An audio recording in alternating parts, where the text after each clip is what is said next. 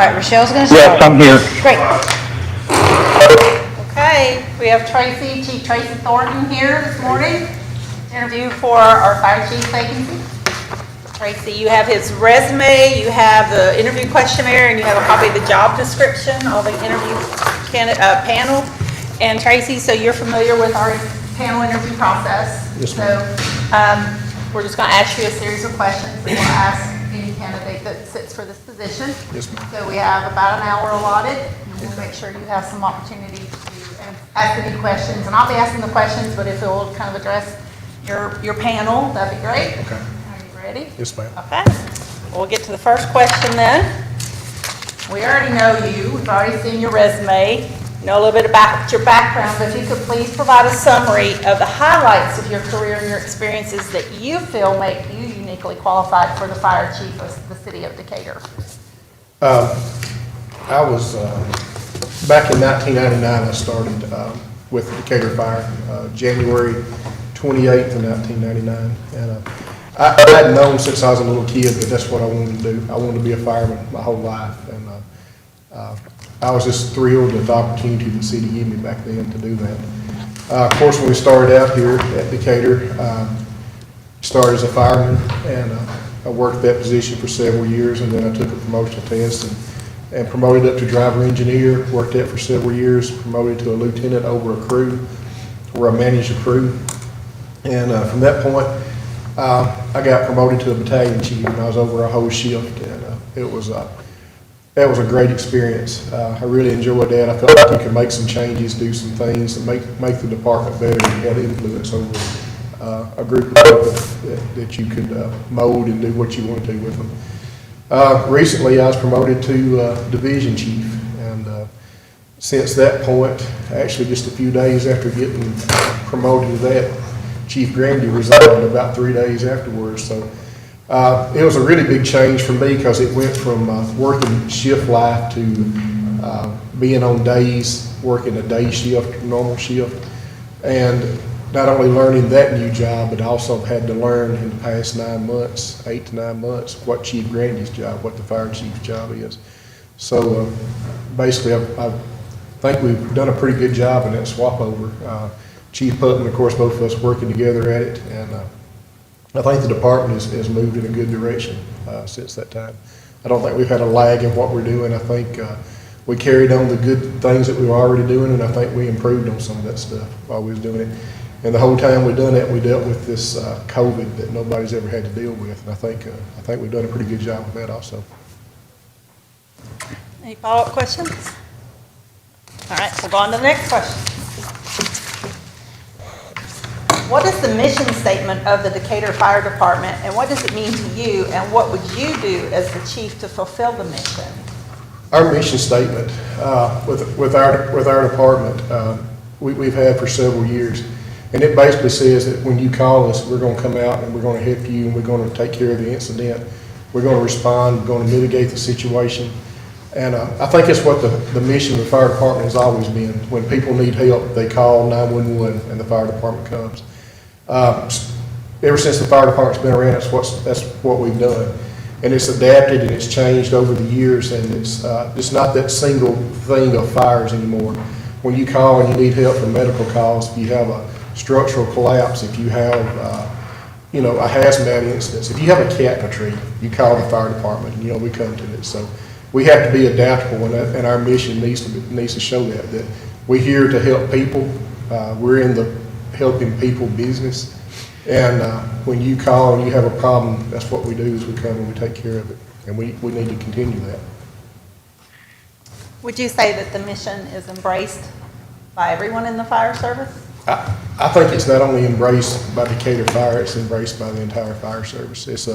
There's a brotherhood with this fire service that you don't see anywhere else with anything else. It's you can go and you have problems or you need help and you're in another city, you can help reach out to other firemen, and they'll help you. They don't know who you are. They'll do whatever they can to help you. We have a lot of firemen that on their vacations, they'll go by and stop by other fire stations and buy shirts and get to know the people there. I don't know if there's another job around. I don't think doctors go visit other doctors when they go on vacation, but we have guys that do that. It's embraced across the country. Yeah, let me ask you a question. Yes, sir. You talked about our mission is to help people when we're called. Yes, sir. And we do lift assist. I mean, Yes, sir. someone falls on the floor, we go out and we help that person. Yes, And sir. I mean, that's what we should do. Your thoughts on, well, we have a situation now where a professional service calls us quite often, from my understanding, with lift assist Yes, sir. request. Your thoughts on that? Well, I think everybody in our department sees the value of lift assist. And it's an emergency lift assist. It's when somebody falls on the floor and they're hurt. They're not hurt, they just can't get back up and they don't have nobody there with them. We all feel it's our duty, our responsibility, part of what the service that we provide to the city is to go help those. But we also realize that it gets abused sometimes, where you have institutions that people are living at that should have people there helping them if they have problems, but they don't do it. They want to call and wait and call the fire department and just let us do it. Or we have people living at home that many times they'll call us because, hey, I need help getting from my bed to my wheelchair, or I need help, would you come over here and help us from our wheelchair to the bathroom and wait on us and then help us back to our wheelchair? And that's a whole different issue. The lift assist is for somebody that has a need at that particular time, an emergency need for them to be helped up. What a lot of times we get is a long-term, they want us to do long-term care to help them survive in where they're living. A lot of times we just need to educate the people and let them know that that's not what that service is for, and it's abuse of the service. And they have other means of people, we got other means of getting people some help during those situations when they want what you're talking about. I found a lot of times if it's an institution, like you said, if we just have an open conversation with the people at the institution and explain what our role is and what we're doing, that a lot of times they'll take care of it. If it's a home issue where people are living at home by themselves, a lot of times we can get other groups like DHR or some people like that involved, and they can help them out, and they have other programs that could help those, or get them put in places where they have people there to help them 24 hours a day. That was a very thorough answer. I guess my question was a little bit in a different direction, I guess, but it was very thorough. Let me ask you this. If we have a professional transport service, as you are aware, Yes, they sir. call us quite often, is that something that we should be doing? How do we need to handle that? Well, years ago, we had it set up where the ambulance service did all the lift assist. But we was having a lot of problems with being able to keep enough ambulances on the road to run actual emergencies. So, I don't know, I'd say probably 10 years ago, 15 years ago, our policy changed that the ambulance service would no longer do the lift assist, but the fire department would go out and do those. I do know the ambulance service that they will help us if we get in a bind where we can't go do a lift assist. We can call and say, our personnel is tied up at this time. But I feel, and I think all of us feel, that those true lift assists as part of the service that we should just provide to the city. Did that answer your question? I think where the ambulance service, let's just be clear, where the ambulance service themselves will call us to help them. Right. I mean, is that something that we should be doing? Well, Or should they be staffed adequately enough to do that themselves? That actually has changed over time. When we first, sometimes the ambulance service will do a transfer home or something like that where we're not even needed. We're not even called. It's not an emergency call. And they were calling us to come help them do lift assist and move them from the ambulance to the house. But we've changed what our protocol is, and we've talked to the ambulance service. So if they get there and they know they're going to need lift assistance, their next thing to do is to call another unit that they have working for them. And if they don't have units to be able to respond, if all of them are tied up, we will send a fire truck to help them at that point, because like the customer service, what we do for the citizens, their needs come first over that. So we need the ambulance service to run through all their personnel, and if they don't have it, you know, we'll be glad to go help do that at that point. But it shouldn't be just a direct call, then get on scene and say, hey, send the fire department because we need lift assist. We've had this problem also, like with, believe it or not, a hospital. We get multiple phone calls throughout the year from the hospital calling, wanting us to do lift assist there. So we have to work through those issues with them also. Well, there you go. Thank you. So, working off the same, you and I had a discussion about this very thing a couple of weeks ago, and if I heard right, you don't take direct calls. Like you're dispatched by 911, and 911 does the triage to determine if they should make the call to the fire department. Is that? Yes, sir. Correct. All our calls come through 911, Morgan County 911. So to deny, I think I kind of appreciate where the councilman is going. If you're dispatched by 911, then the truck rolls. Yes, sir. Okay. We don't question. If they call us and they need help, we go help the situation. And then after that, we'll sit down and look and reevaluate Okay. if we need to continue doing stuff like that. But we would never hold off on patient care or helping the public if they need help. We go and help, and then we'll worry about Dealing with it on the backside. Yeah, yes, sir, after it's over with. Okay. Our first responsibility would always be to go help the public when they need it. Thank you. And I'd much rather err on the side of helping them than not helping them.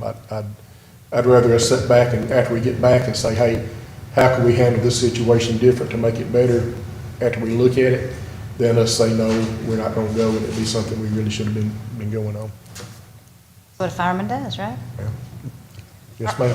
Are after-action reviews part of your normal operations, after-action reviews and continuous performance improvement?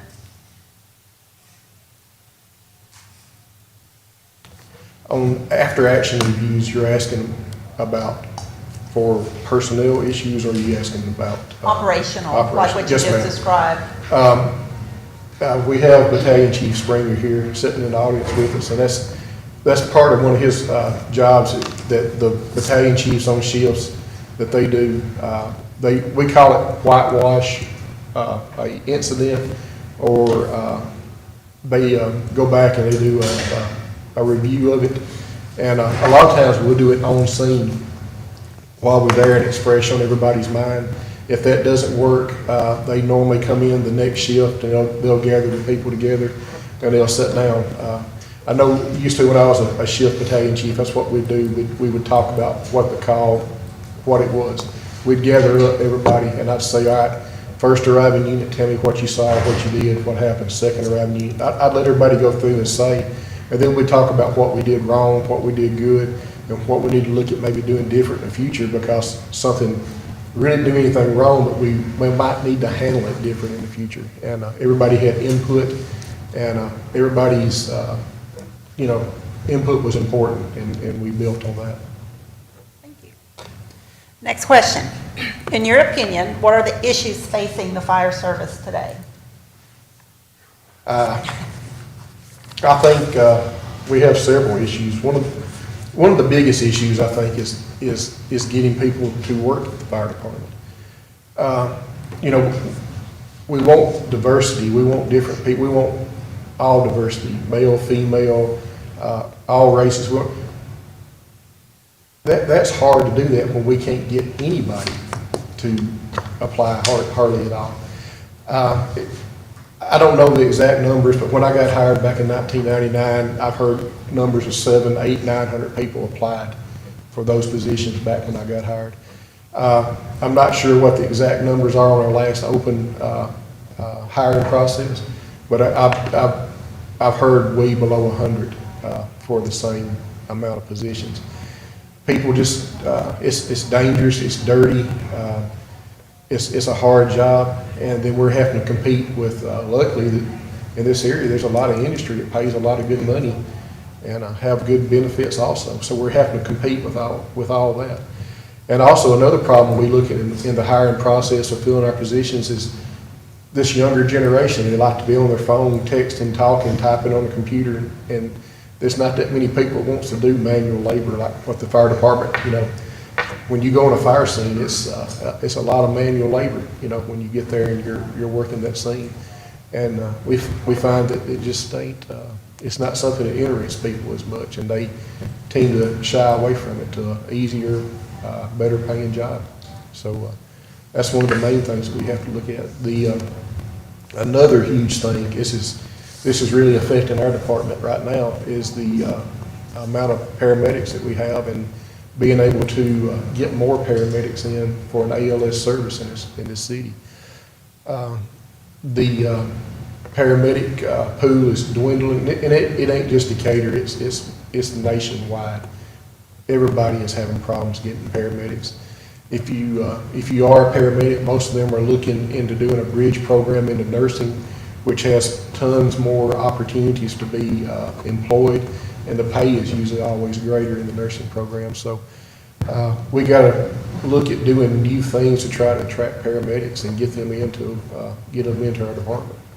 I've got a question about Yes, that. You have a need for paramedics, but do those paramedics get an increase in pay for being a No, ma'am. paramedic? We are Do the you only. think that could be an issue? We are the only city in the state that has an ALS paramedic service that does not have some type of reimbursement for the paramedics. And the paramedics, they carry out extra responsibility that nobody else has. You could be a brand new firefighter. We got a brand new guy just transferred in from Madison, just started a couple weeks ago. And he could be in complete charge of the scene because he's the only paramedic on there. Even though his lieutenant's there, on that medical scene, we do what that paramedic says. He's a brand new guy. He's got all the responsibility, the paperwork, all the legal issues, the patient care, the equipment, the ever-changing protocols that they have to keep up with each year. And we don't do anything, we don't do anything for that. What are some of the operational issues facing the fire service today? And operational is in fireground issues or operations? Just in general, some of the things that you've seen evolve over time that have raised concerns about fire operations? I think it's just kind of like what we touched on earlier, is everybody, the city, we understand the city only has so much money, and the things that we do are so expensive. The trucks are expensive, the staffing's expensive, and then over time, it's not just the fire service. We have technical rescue. So we have people that, if we have structural collapse, if we have hurricane, or go to a hurricane, today we have sent people off our department on the Swiftwater team down to Louisiana on the FEMA declared emergency down in Louisiana. We have guys off our department down there that left at 7 o'clock this morning off the Alabama Task Force 3 team. It's just not fire service. All that stuff costs money. The money for their equipment, of course, this is paid for through federal funding, but the structural collapse, the high angle of the rope, we got an industry over here that's just awful stuff, chemicals and stuff in that industry over there, and we got to be prepared to deal with that on a daily basis. Our hazmat team, the stuff is just, it's ridiculous what we have to pay, for equipment. And we know the city only has a certain amount of budget, so we're constantly trying to find a way to get the equipment and get what we need to be able to do the job with the funds that we have available to us. We know there's other things in the city that has to be paid, that, sanitation, what they need, their garbage trucks, it's as important as anything. What Parks and Recs does for the city is important. And we got to find a way that our part of the budget, that we're able to spend that money, get what we need, and still provide the service that we need to do it on that budget. Can I retrace your the last question we were talking about? You talked about the difficulty in attracting people to apply. I place a lot of value, Chief, on locals, or Decatur residents, I should say, more specifically. I place a lot of value on Decatur residents working for the city of Decatur, with its fire department, police department, especially our emergency services like that. But even as far as street and sanitation, I think there's a lot of value in having Decatur residents work here. Do you have any suggestion or idea how we can better attract, and I know I heard your answer, it's difficult. But is there any suggestion, idea, way that we might be able to better attract people from our community, create more diversity, as you said? How do we do that? I mean, what would be your take on how we start that process? And I know you don't have the answer, because I won't say I know you don't have the answer. I won't say that. But there are so many answers out there, and I don't know if there's one clear and definitive answer. But how would you start that process? I don't think there'll ever be a clear and definitive answer to it, but I know there's some things that we have started recently doing that would help us with that. I agree with you. I think even though this brotherhood is really good, it has bothered me over the years that we could be closer than what we are at the fire department. And I think a lot of that is people, we're not in the city, you know, we're not here. As far as getting people to apply to come here, I think one thing we can do is we need to have more people in schools right now. We need to have a better outreach program to the high schools. We have, in the last couple of years, we started a VOTEC program where high school kids can join or sign up for classes where they get fire certification. When they come out of high school, if they complete this class, they have a few more things they have to do, but they could be working in the fire department pretty quick after they get through this program in high school. I think we need to have people in colleges telling people about what jobs the fire department offer and how they could be a benefit to us. I think the job is pretty demanding, it's pretty physical. Everybody has to go through an agility test to get hired. It's a pretty hard test for people to make it through, you know. I think we should really, when we go out to these colleges, concentrate on the athletic programs, talking to them, sitting down and explaining to them what we do, what we offer, the benefit package the city offers. Just be transparent about everything with it. And I believe we can pull more people in from this area to work here if we had a more active recruiting process in the area, you know, the schools and the colleges around here. We got Calhoun, it's one of the biggest community colleges in the state, just right across the river from us. We should be in there constantly with their paramedic program and all their students when they have career days and promote what we have here at the city and what the fire department can offer them. Do you think possibly a pay incentive if you live in the city of Decatur and are a firefighter or a policeman is a possibility or something that could help? I think it would help probably. I don't know if it would be something that would solve the problem, but I think it probably would help. So we had a meeting, a week ago, 2 weeks, and I guess what I was hearing is that we have this many fires and we have this many EMS calls. And so trying to recruit those that will be prepared to handle a fire, but know that they're going to do a lot of EMS calls, that you're end up competing against the healthcare community. Yes, and their workforce. Can you talk a little bit about that?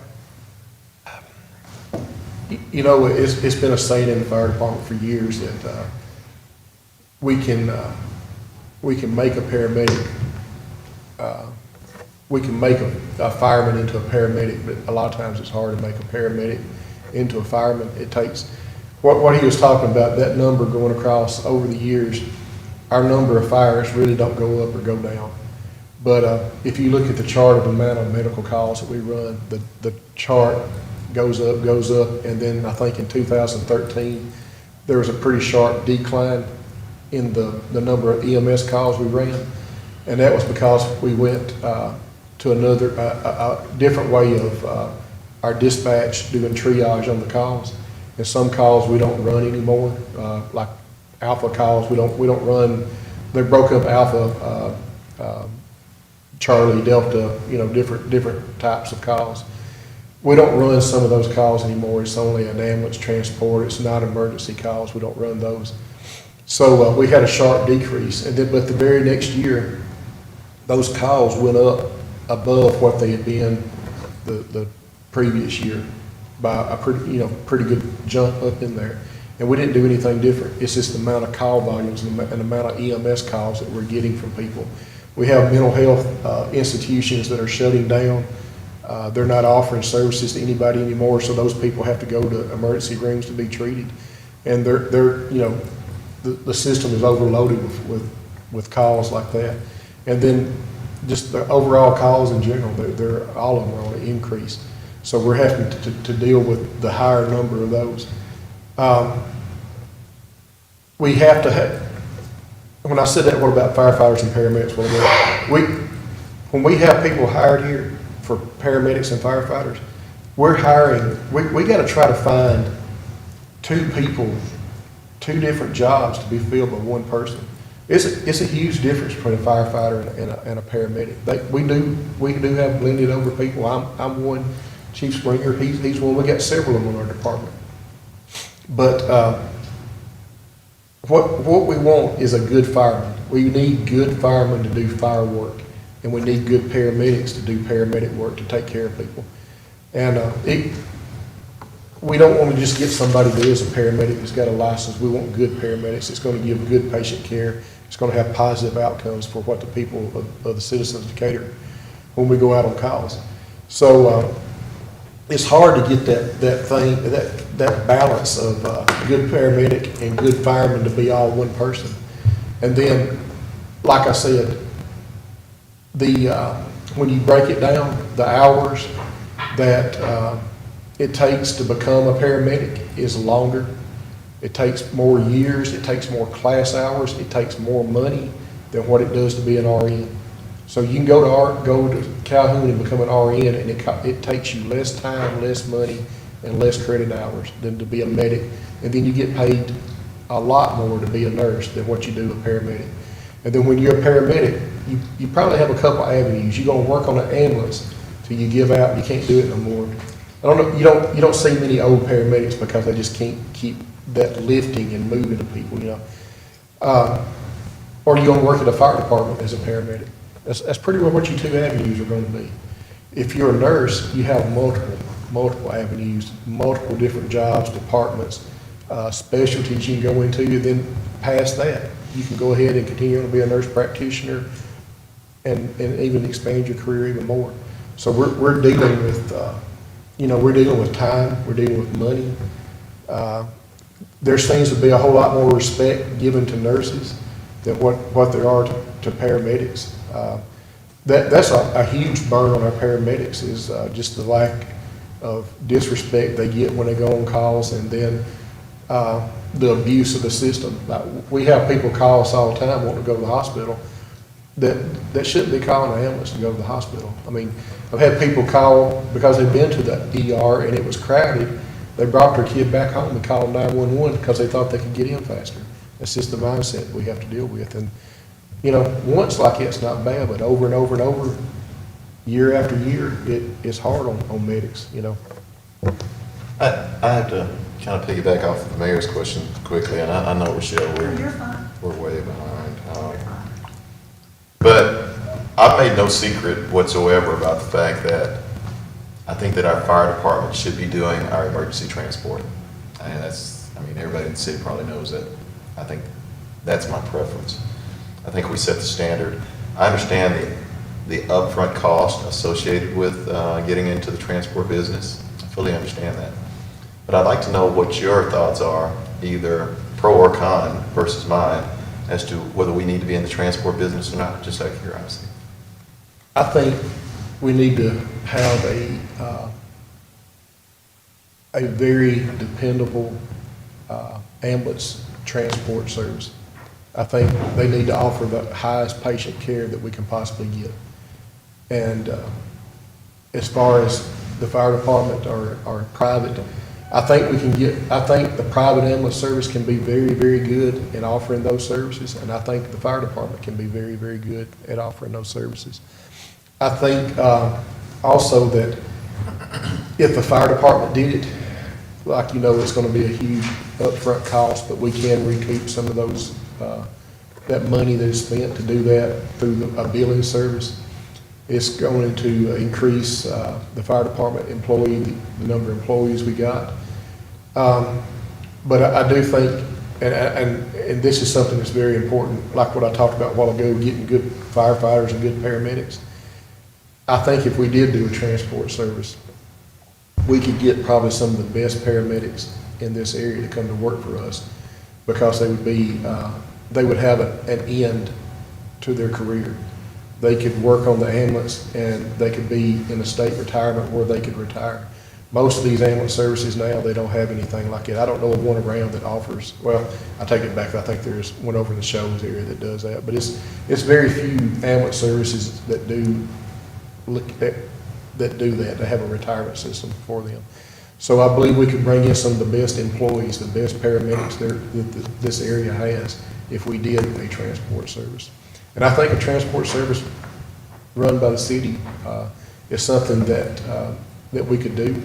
I just think there's a lot of issues with it that we have to work out. And one of the biggest issues, like everything, is budget, is coming up with the money to do it.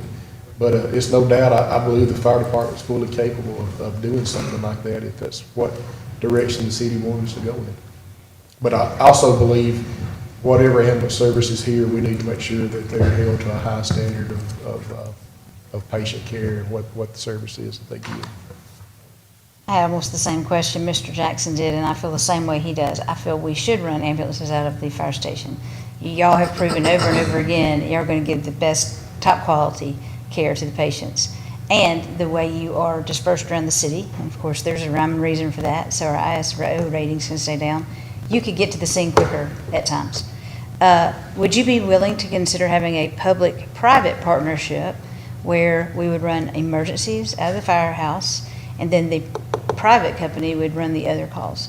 And with that would be a contract that they would supplement some of our need for money to keep those ambulances in the fire stations. What do you think about that? I think it's something that could work, and I also think that there's a whole lot of talk behind. There's a lot more to it than just what we can talk about today on it.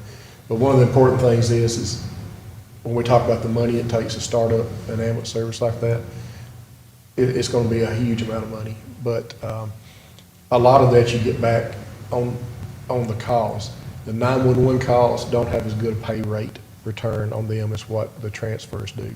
Usually that stuff is laid out, it's already paid for, and they're going to recoup. That's what they make their money on. So it would be probably, I don't know the numbers in front of me, but for us to run just 911 calls, it's a lot of money. It would be going out on that also. Well, my It's something question we is, could do. normally you're going to go to a 911 call in the truck. Right. Which Wear and tear. wears the tear, Right. wear and tear. So And- you'd only be going in that ambulance for those 911 calls. Right. So you may see a cost, maybe really not a cost. deficit. The amount of people we're able to put on a scene is a really good thing with having Decatur respond to it as a fire department. I've seen how we handle cardiac arrest for people not breathing, no pulse. We changed to what we call a pit crew CPR, and we have battalion chiefs coming on scene and helping, and each person has their own job assignment. And the return of pulse when we had started this new system compared to the old was just incredible. It was a huge jump. So the amount of people that we get on scene is a really good factor. You mentioned ISO. That's another option. As you know, we're in ISO 2. And I think all of our goals should be, one of our goals, my goal in the fire department is to become an ISO 1. You know, Madison's an ISO 1, Huntsville's an ISO 1. There's no reason the city of Decatur shouldn't be an ISO 1. Right now, it's the fire department that's holding us back from being an ISO 1. And it's just, when they look at our numbers, we don't have the staffing to do that, to make it. The water system is good, the telecommunications system is good. You know, maybe if we did run an ambulance like that with fire medics, there's a way we could put more people on scenes of structure fires and help us out with that ISO rating. That would be beneficial to everybody. You know, it would decrease rates for everybody. And And it also, it's just a perception thing also. You know, there's no reason we can't be the same as what those are. We shouldn't be lagging behind what other cities around us are doing. Oh, I had two questions. I'm sorry about the paramedic training. Does the city pay for that? Or does the? Paramedic training? Yes, if the county. Yes, ma'am, Okay. the city pays, it's part of our fire department training budget that we submit every year, that we estimate if we have somebody, or we try to talk to people and find out if we have, what kind of interest we have as far as going. But the city pays for them to go to school and pays for the class and everything for it, all of their certificates, everything they have to have for it. And now that we have a fire school here and we graduate classes, do you think it potentially in the future we could have a paramedic class that we teach at the fire college that may be beneficial to the city and to our employees? Well, we have a partnership. Right now, we're at RTC with Alabama Fire College. We're a regional training facility or center.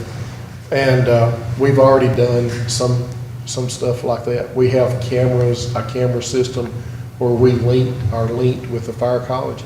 We've had some EMT basic, I believe, and I know for sure, we've had several EMT advanced classes where the guys come down to the training center and they're linked with the fire college. And the fire college also offers a paramedic program through that type system. And I think it's something we could look into in the future, doing that. Okay. Next question. What do you believe are the attributes needed to be an effective and influential fire chief, and what is the most important one to you? In this position, I think communication with everybody is probably the most important attribute. If we have a breakdown in communication, and it's at all levels. I mean, as a fire chief, you got to be able to communicate with the guys on the crews. You got to be able to communicate with your battalion chiefs. You got to be able to communicate with other chiefs, with HR, the mayor, city council. If we don't have good open lines of communication between all of us, it just fails from the get-go. And it also goes out, I got to have good communication with the school system, with the rescue squad, with ambulance service, hospitals. It don't just stop right here with our group that we see here today. It's everybody in the city and the county surrounding us. We got to have good communication and be able to work together. I think working with people, being able to work, we all think different things. You think something different, you think something, I think something different. We all want what's good, but we think we have different ways of getting there. And you got to be a facilitator to make all these different ideas work together, because if you don't, we're not going to accomplish anything.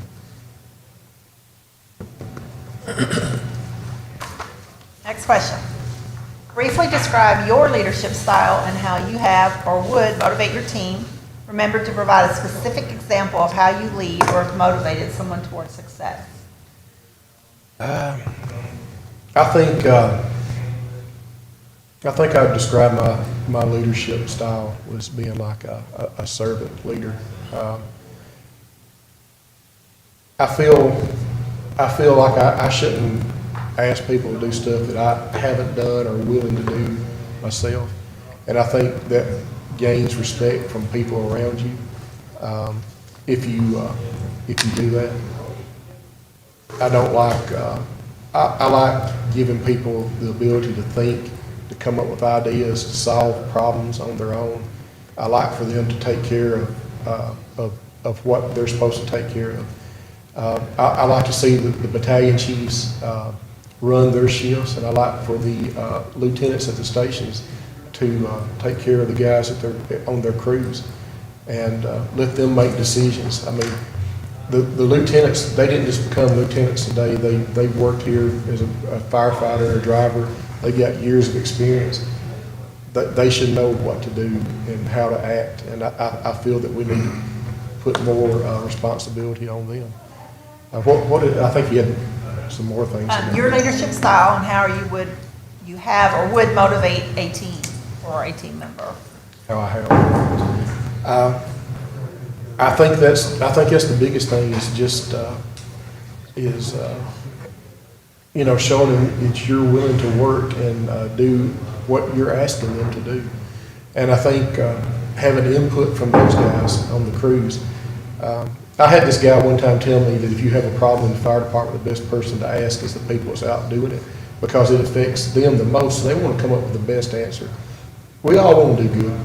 We want to do good customer service. We want to make sure the incident ends safely. But the guys that's got their hands on it, they can tell you, hey, this is the way it needs to go.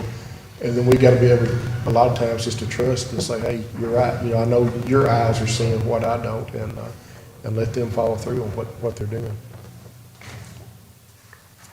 Okay, next question. Tell us about a specific experience you have, if any, in managing an employee who violates the policies and rules for being on time, for poor performance, or who's creating a negative or hostile work environment.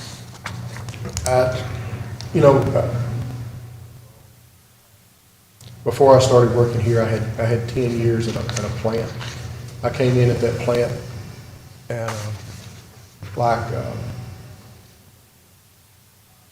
the plant manager called me and she says, hey, I heard you need a job. My boss I was working for at that time actually called her and he knew I needed a better job. And she says, can you drive a forklift? And I said, no, ma'am. I said, but I can learn. I said, I'll learn quick.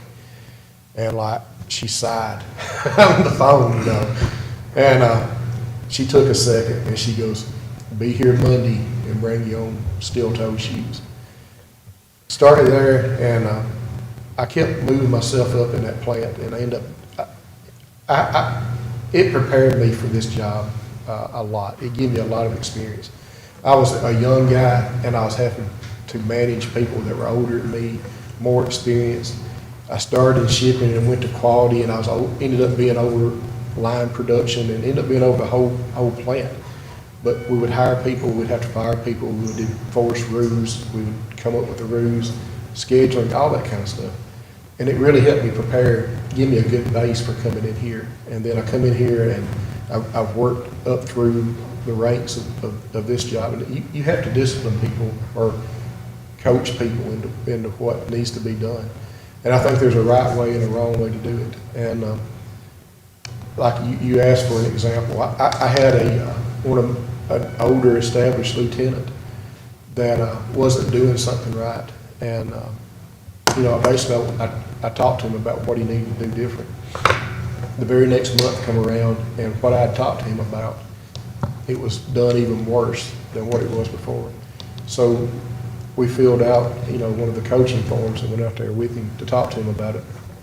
And I don't know about in other departments, but people in the fire department don't like getting papers come where they're saying they're not doing something right and they have to sign it. It's not a happy day, We talked about it.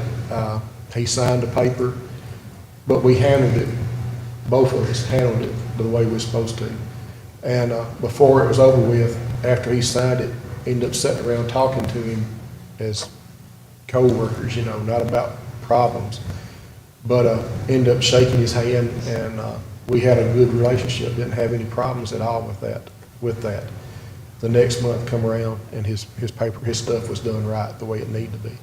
Anybody I've ever had to do that with, it's always ended up being a good ending to it. It hadn't been problems, knock on wood yet. It hadn't been any problems, but I think if you handle people and do treat people right, I think they can see that. And if you explain to them what's being done and what needs to be done, I think people can appreciate that.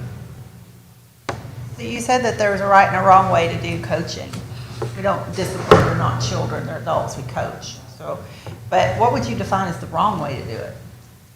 Well, I think the wrong way is, like you said, is treating somebody like a child.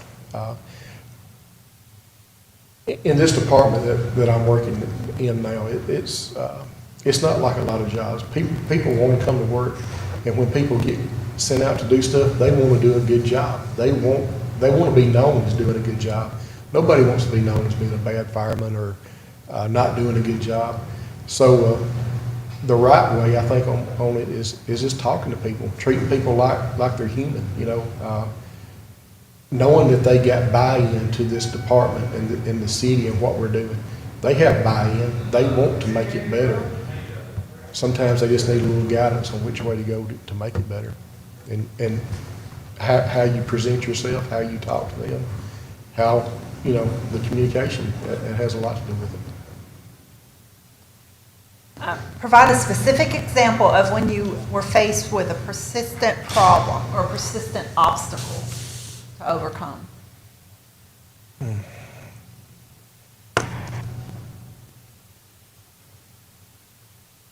spoke earlier about financial barriers, staffing barriers. Well, I think in the fire department, one of our biggest issues, like you said, is financial barriers. We have to, like I said earlier, we got to find a way to get the money out of the city on a limited amount of money that the city has. And one of the biggest barriers is not everybody in each department, either fire or whatever department you want to pick. In our department, they see what our need is, but they don't always see what everybody else's need is, and they don't understand what the total picture of what it is. They know their fire truck is broke down again. They know their fire truck is broke down again. It's back in the garage, and they think, why can't we get this fixed? It ain't but this amount of money, and it'll last this many years. We got to do a better job of educating and communicating with the guys that there's a bigger picture, and it's not that's not wanted. Just sometimes we have to budget better than what we do, and I think that's a problem. It causes morale problems when they have equipment that's broken and it don't get fixed. We just got to do a better job of educating them that. Next question. Please describe for us your involvement in the department's budget planning and capital improvement planning. Just this past year, for instance, we did the entire budget for the fire department. We took a look at what we had been spending, and we compared it to what we thought increased pricing on the items that we need would be. And we tried to make adjustments that reflected that. We didn't go in and try to just put everything in the world that we could to get all we could, or inflate stuff to say, if they're gonna cut something, let them cut this, and we tried to give really realistic numbers as to what increases were and what we needed to keep operating. Some of those things did get cut, and we'll have to make arrangements, because those things were needed, but we'll have to make arrangements and find different ways, or find maybe some other way to get the funding to get those items. But over the years, when Chief Grandy was here, he kind of involved all of us in the budget process. It wasn't just this one time with this budget. Over the past several years here at the department, I've had some input on the budget, and this past year it's really increased. It's, a lot. But luckily enough, once again, that job I had before here, that was part of my role too, was budgets. And so it helped me out with this also. How do you facilitate change? And what has been your experience implementing and managing the change? You ever heard those saying, it's what two things firemen hate more than anything? It's the way things are and change. It's a hard thing to do. I think with any change, we have to identify a need for something to be changed first. And then we need to look at different options of what we can do within that to make that change, and look at what effects those options have now and on down the road. It ain't just like, it's just not here and now. We have to look ahead. And, we implement those changes, and we have to constantly reevaluate what we do to make sure that what we've done is the right thing, or if that might need change also. I found that most of the time change is not an easy thing. And there's another saying is, how do you move a boulder? And it's one piece at a time, so when we do get ready to change stuff, that's what we would do. We would just, we would keep working at it and keep working at it till we get to a level we need to be, that we want to be. What do you think is the most effective way to gain buy-in to a change? I think it's, once again, is to ask the guys that are having to do it. I mean, if you ask me what I think about something and I tell you, and then you go ahead and you do what I said, I'm gonna try a whole lot harder to make that work than what I am if you just come out and tell me, this is what we're gonna do and this is how we're gonna handle this. I think buy-in from the guys doing it is the biggest part that we need to address. Next question. Please share a time when you needed to implement a corrective action plan to solve organizational or departmental problems. A corrective action plan. Or a strategy to overcome an obstacle or a problem. How about this coronavirus stuff? So our whole setup is a little bit different than most people. People at City Hall, if they get sick, they can kind of work from home or they got some other stuff. We have minimum staffing that we have to meet. And if we don't have that minimum staffing that day because people are sick, we're holding overtime on it. So our command staff come together, and I can't tell you how many hours we have put into this stuff over and over. Talking about a plan and doing it and looking at what comes down the road and then having to reevaluate. Right now, we're on version 7 of our COVID directive, version 7, and I think it's probably a 7, 8, 9-page directive. This directive, we started back in March on what we was doing. And we tried to look at what guidelines from CDC, Alabama Department of Public Health, our supplies. We tried to look at our cleaning of trucks, how we responded on calls, just trying to make sure we kept the guys healthy and safe and that we was going to be able to not affect our response to the city. And it has been a huge undertaking, but I can say proudly, those guys come up with an incredible plan. It was comprehensive. It was long. It was wordy. I mean, but you had to get all the information out. And that plan was even put out to other fire chiefs in North Alabama. And we had people calling and asking, hey, how did y'all do this? How did you do this? And I think we had probably one of the best plans of any department around here. And, you know, our city, it was a lot of stuff about the mask and all, you know, wear a mask. We had implemented that weeks in our department before it come out with the city. I mean, it was, you know, it was a lot of thought, and those, that senior staff, they came together and come up with a really good plan that helped us out. Still working, still going right now. I have a follow-up question to that. When we have a state of emergency, which we've been under, it will then deem an incident commander, and that will normally 9 times out of 10 be the fire chief or the police chief. Do you feel that you could work well with our police chief in handling that role? Because for Chief Allen, it's been tough. He hasn't had anybody to pass the ball to this whole time because of the lack of the fire chief, even though I know y'all have helped him greatly. But that would be one of the major responsibilities of the chief position, is to work hand in hand with the police. Think you could do that? I talk to Chief Allen pretty regular, and we've had a really, really good working relationship. And a lot of stuff is just, we found out it's just a phone call between the two of us that we can get stuff handled. It don't take a lot. It's not arguing or fighting. It's just last week I'd been contacted about setting up this pod medication distribution. Say if TVA had a big incident and they wanted to get medicine out to everybody. Well, our training center is a backup EOC for EMA, and they had concerns about both of those being in the same thing. And I said, what about if we put it up in the, you know, we set it up on the police end, let them come through one door, go through their medical stuff, get their medicine, go out the next door, just use that end. As simple as all it was, is just calling, hey, Chief Allen, this is what I got, this is what I need, can we do it? He's like, absolutely.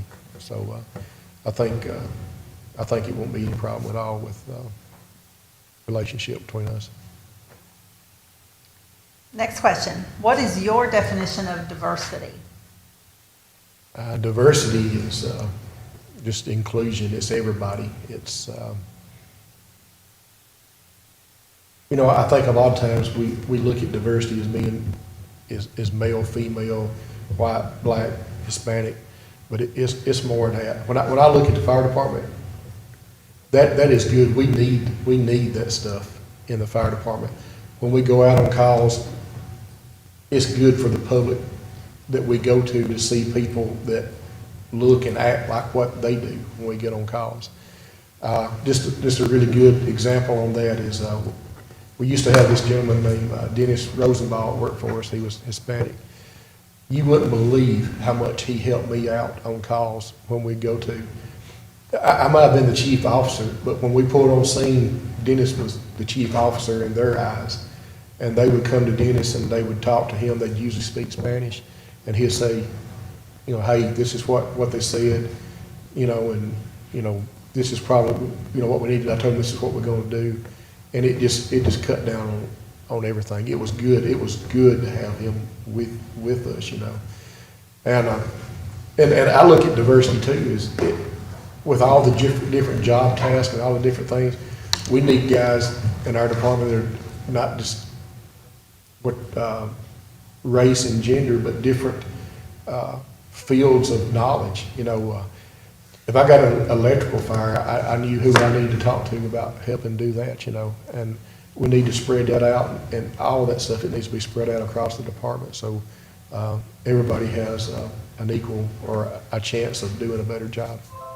Let's exclude the language barrier.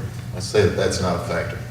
We all speak Spanish, or all our Hispanic population speak English. Let's just say that's not a factor. Why is it important, and again, going back to diversity, why is it important that we have more Hispanics on our fire department? Or do you see it as important? I think I think our fire department needs to be a good representation of what the community is around us, white, black, Hispanic, all. Just experience, I give Dennis as an example, but they felt a closer bond to Dennis than, even though I got a brass on, gold on my shirt, they felt a bond and a trust with Dennis that they didn't have with me. There's nothing wrong with that. And that trust was something that it helped them out. It helped me out, and it helped them out. It helped take care of that situation faster. And that would go for everybody. It's just a level of trust that people have when they see people that they can identify with. I have a follow-up to that. I think currently we have one female firefighter, is that correct? Yes, ma'am. And you see other departments around us, and they have higher rates of women on their crews. Is there something you think the city could do to make that number go up? Pretty well, I think. One of the big things I talked about earlier is we need a better presence in schools and colleges. Once again, I can't tell you the last time I seen a female apply here. I don't know how long it's been since I had a female apply. And I think we need to start in schools, the high schools here, where we start, we could target that group. But like I said earlier, I think since the physical demand is pretty high, I think if we targeted the college athletic programs, I think that we'd have a lot higher success rate in getting females to apply to the job. Like I said, we can't get anybody to apply right now. So if we got, diversity in people applying, that would be great too. I think having our recruit school here has helped us in the Right. recruitment process, Right. right? Next question. Who would you say is your role model for work ethic and why? We're down to the last three questions. Are we? My role model for work ethic is my grandmother. Man, she was awesome. She We actually growing up, my granddad and grandma had built a new house and he died like when I was a year old. And then, before that, my parents' house had caught on fire and burnt down. They was in the process of building. So they moved in with my grandma and granddad and he died like when I was a year old. So they just ended up living together with my grandmama. Well, side note on that, my dad and his mother-in-law, they lived together for pushing 30 years and never had an argument. I mean, she was awesome. She would get up every morning and cook breakfast and get ready to go to work. She'd come in and she'd read her Bible. She taught Sunday school. She would do that every morning. And then she didn't drive. This lady that lived down the road would pick her up, and she worked at a we called it the pants factory. And they'd go out there and she'd go to work, and she'd come back in and she'd tell me like they had people come out and monitor them, and she was an older lady and she was in her 60s then, and that she'd have more production than anybody. And man, she worked. She was a hard worker, and you know, I think I got a lot of that from her. One day, I come in from school, and she was out there, our riding mower had tore up, and she was out there push cutting the grass. And I was like, you know, I just got in from school. It was like August, September, it was hot. And I went in there and I changed my clothes, and I went down there and I tried to get the lawnmower from her, and she didn't want to give it to me. So we was arguing back and forth, and I was trying to take it, she was trying to take it. And I said, Granny, I said, I am not going to sit down and let you push cut this grass and people riding up and down this road. I said, I'm not doing it. I took the lawnmower from her. She got so mad at me, she was crying. I mean, it breaks my heart thinking about it now, you know. But that wasn't over. I took the lawnmower, I push cut the grass, and I got around towards the back of the house, and she went out there and got the old tiller out from behind the barn. Not that walk behind kind, that kind of drags you, you know, you have to hold back. And she was out there tilling the garden. And I was like, I actually made things harder on you by doing this, you know. But she was a hard worker. She was always at work. She didn't call out, and she done a good job when she was there. She treated people right too. That's probably the easiest question you've asked me so far. Which three things in your career and or your personal life have given you the most satisfaction? That's a lot of stuff. I've been blessed and I've been lucky, and I've had a lot of satisfaction in both of those. My family, like you said, in personal life, where we're at, our relationship, you know, our relationship with our church, and it's a good feeling. We're in a really good place right now, and I've got a lot of satisfaction with that. I got an awesome wife, and I got 4 great kids. I mean, it's a good thing. As far as career, I think as far as my career, man, back when I worked at that water plant, second shift was awful, and I put in to be a supervisor there, and I didn't get it. They went through about 3 or 4 of them. It was just awful, and they never did. People kept quitting, or they had to replace them. And the last guy quit, and they come to me and said, the guy, the boss there, he liked me a lot, but his honest words were, "Hey, Tracy, I know you put in for this, we turned you down, but we're going to give it to you." And he said, "I'll just be honest, because we ain't got no other choice. We ain't got nobody else to do it." So I don't really know if that was a compliment or what that was, but we used to have, by the time clock, is scrap reporting, and we'd get extra money if we done good. And second shift had been by far the worst over and over again. And we kept up with that. You know, everybody looked at it every time we clocked in and out. Well, within about 2 or 3 periods, second shift was the best, and it continued being the best over and over, 13 periods straight. And people were complaining, saying that we wasn't doing stuff right. We wasn't weighing up our scrap. We was throwing it in the garbage. They said that It's because we didn't shut down or start up, so they changed it where we had to shut down. We still did it. They said that they did more color changes, so they started posting that. We did more color changes. Tip and dye changes, we did more of that. They even went as far to bring in this firm to watch our guys on the lines 24 hours a day for 2 weeks. They just sat there and watched them and took notes of everything they did to make sure they was doing it right. And when that report come out, we had done better than we had ever done. I mean, it was just incredible, the difference of it. And that was a pretty proud moment for me, because basically they had said, hey, you're not doing something right, and we're going to catch you. And when it all come out, we were doing stuff right. And that was pretty proud. A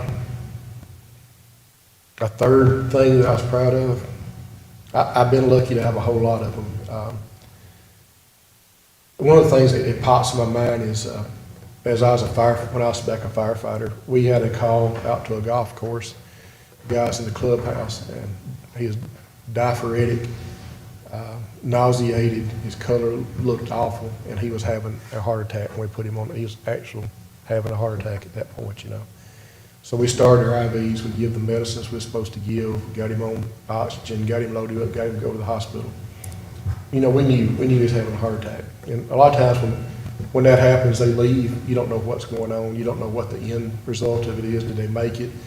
Did they not make it? You know, what it is. And we had went to the store to get lunch, and we come back, and that guy was standing in the day room of Station 7. And he said, he started talking to us, and his voice started cracking and trembling. And he says, son, he says, I hadn't got no money. He goes, I hadn't got nothing to give you. He says, all I can do is tell you thank you. And he says, the doctor said, if y'all hadn't done what you did, he says, I'd be dead. He says, and that's all I can give you. That probably meant as much to me. He couldn't have given me any more money or anything at that point. It's just his words, you know. It's good to see that what you do goes out and it makes a difference in people's lives. And that's something that sticks out in my mind, you know. 2 more. I mean, Briefly describe the way you relieve stress in your life. that's pretty easy. I like working outside. I like working in the yard. I like spending time with my family and my wife. We go on trips really regular. If it's just a day trip or something, but we really enjoy going out and spending time together. Enjoy going to church. And that's one of the biggest stress relievers. If I can tell when I hadn't been, and I go and it makes my mind, it, you know, renews my mind when I get back. That's a good thing for me. Okay, this is our last question. The city has what appears to be a non-negotiable requirement that the fire chief live within the corporate city limits of Decatur. That's by resolution. If you are selected for this position, your relocation to the city will be expected as soon as possible. How will you manage this requirement and expectation, including the effect it will have on your family and any school-aged children? It's, you know, it's like all of the requirements of the fire chief. We've discussed it and we've talked about it, and we know what the requirements are and what we have to do if I am offered this position. And they're, I mean, Yeah, is there a family. requirement that I know you have school-aged children, and they're on board with the idea, changing schools and friends? My kids support me in whatever I need to do. Well, that's all the questions I have, or we have. Are there any follow-up? So I noticed that you brought something that you might, I don't know what that is, but is that something you wanted to share? Rochelle, I have one. Okay. Go ahead, Chuck. Yes, it's a two-part question. I would like, first of all, what is your definition of safety? Well, my definition of safety is, it's hard to use that word and not use the word to describe it. Chief Grandy used to always say to me, every time I saw him at the training center, saw him anywhere, I said, is there anything you need from me? You need something from us? And he says, I want you to go home safe tomorrow is what I want. And I think that's what any fire chief's goal would be, is for the safety of his crew, and the safety of the citizens. We look out for ourselves first and make sure that what we do is not putting us in a over-calculated danger. A lot of stuff we do is dangerous and it's not safe, but we have to judge what it is, the risk that we put out for it versus what the reward would be for it. And we also have to do that with the citizens. You know, we want them to be safe. We don't, even though we're doing something good, we don't want to make mistakes and do something unsafe where we can cause harm to them. Okay, a follow-up to that is that it's a situational type thing, and that is that you're on the scene and as chief, you are the commander. You give the order that the structure is unsafe and no one is to go in there. But another fireman hears something and runs in there, comes out and has saved someone's life. How do you respond? Well, that's a two-edged question. I think you have to go back to what I said a while ago. You have to evaluate each one of the situations. Everything we do is a risk and reward type situation. At the point of when an officer orders that everybody evacuate a house, everybody should evacuate the house. That should be you know, no question about that, and that's what they need to do. That running back into the house because you hear something, there's a lot of variables on that. Is you know, are they right there at the door where somebody can see them and just go grab them out? Do they not know anything about it, or they just hear something? I mean, there's tons of variables. Is the front of the house the unsafe side, and the person would be in the back side of it where somebody could still probably get to them? I think everything we do is we have to weigh the risk of it.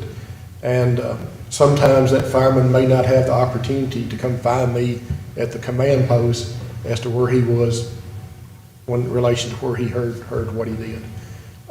We would just have to sit down and look at it case by case and know the details of what's going on. But ultimately, if a chief orders everybody out of the house, that's what they should be doing, is being out of the house. Thank you. Yes. Ms. Hill, did you have any questions? No, I don't have any other questions. I think it was a good conversation. A comment with regard to, recruiting. I thought that was good conversation. I'm not sure if it was mentioned, job fairs. I think, when children are young, I mean, all these little girls and boys just think about going to the fire station and, riding on the fire truck.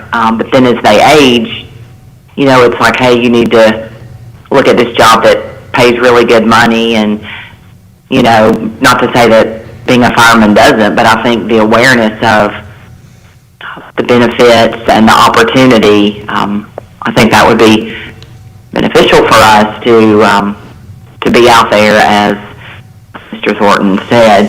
So, I think there's some opportunities. I know it was mentioned to incentivize, and I think we're doing that with the best and brightest and seeing how that's played out.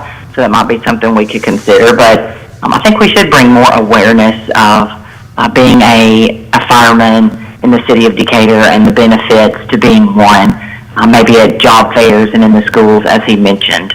Because I think as young people, they're interested, but then other things may catch their attention because of money. But, I haven't met a fireman that's not just passionate about his job and loves it, even though it is a manual labor job.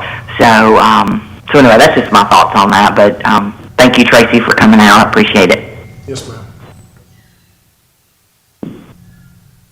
Okay, it's your turn. What questions do you have? Any other information you want to provide? I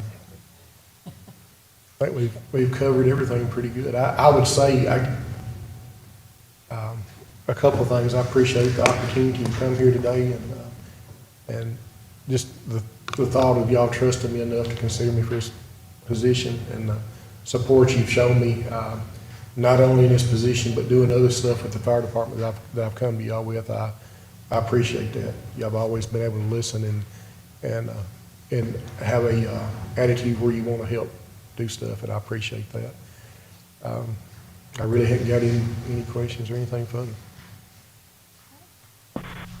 I'm just really proud of you for stepping up in that role as well. Thank you, ma'am. Now, I'll say, Tracy, two things. One, thank you for serving this great city since 1999. But two, it has been my honor to interview you today for this position that, number one, I hold very dear to my heart. But it's a critical position for this city, and it's an honor to interview you today. Thank So you. thank you. It's been an honor to be here. All right, All right. they're all done. Good deal. Thank you, Tracy. All right, thank y'all. You want to take a quick break before? You want, yeah, just 5-minute break? Yeah, that'd be great. Thank you. I'm gonna just wear this dress today. I'm just kidding. I think I don't need another drink. I need some crackers. I think I've had some change.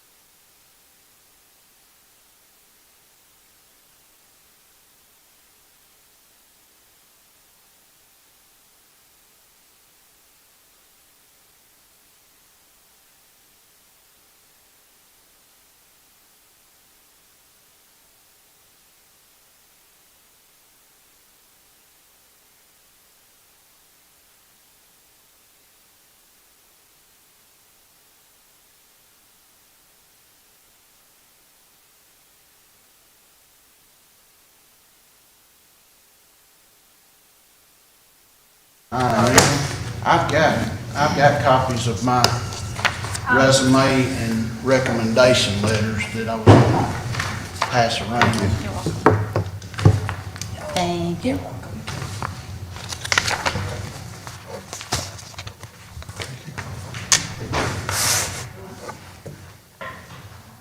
Well, Chief Jones, I know you're familiar with our panel interview process, and you know we'll be asking a series of questions.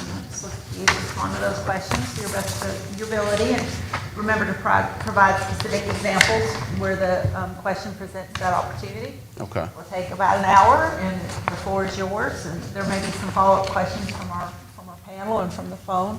So we'll pause between each question to allow time for that as well. And then at the end, we'll give you an opportunity to ask questions or make final statements. Okay. Okay, you ready? Yes, ma'am. Okay. Well, the first question then is, you know, we already know you, kind of worked with you, and they have your resume, and thank you for providing your references. So please provide a brief summary of the highlights of your career and your experiences that you feel make you uniquely qualified to be the chief of the fire department for the city. Okay. Well, you know, first of all, I wanted to make sure that I tell you who I am. You know, some of you know me, some of you don't know me maybe. So I wanted to tell you who I am from my perspective. I came to work here at the city in 2002, January of 2002, and I came from the ambulance world. So when I came here, it was a godsend to me to finally, this was my third time when I got on at the fire department. I was glad to be here, and it was just a wonderful feeling. And from that point, worked through as a firefighter, worked with Lieutenant Holmes a few times, worked certainly with retired Chief Jackson. And I'll apologize, you had to work with my dad. It had a lot of experience getting to work and meet a lot of people. And I remember what a blessing it was to get to work in this environment. I know when I came from the ambulance side, some of the things we got to practice as a paramedic, I knew medicine, but I didn't get to know it. And when I came to work in the city, I got to see it work. I got to see people that had a heart attack walk out of the hospital 3 days later. I'd never got to see that. And I remember how that made an impact to me about those seconds do matter when you have this environment. So a strong EMS system was what sold me on coming here to Decatur. I got to work as a firefighter, very aggressive, and that's even to this day, an aggressive firefighting department. Now the thing with that is we've kind of fire prevented ourselves out of a lot of fires, but that we're in such a multifaceted department. And that's another thing that I enjoyed about being with the city. In 2007, after I had promoted to driver early, that was been around 2005, I think. And in 2007, I came on staff as a training officer and an EMS officer. Worked in those positions, assisting with fire training, medical training, and then I became, when I promoted to the rank of lieutenant, I became the city EMS coordinator.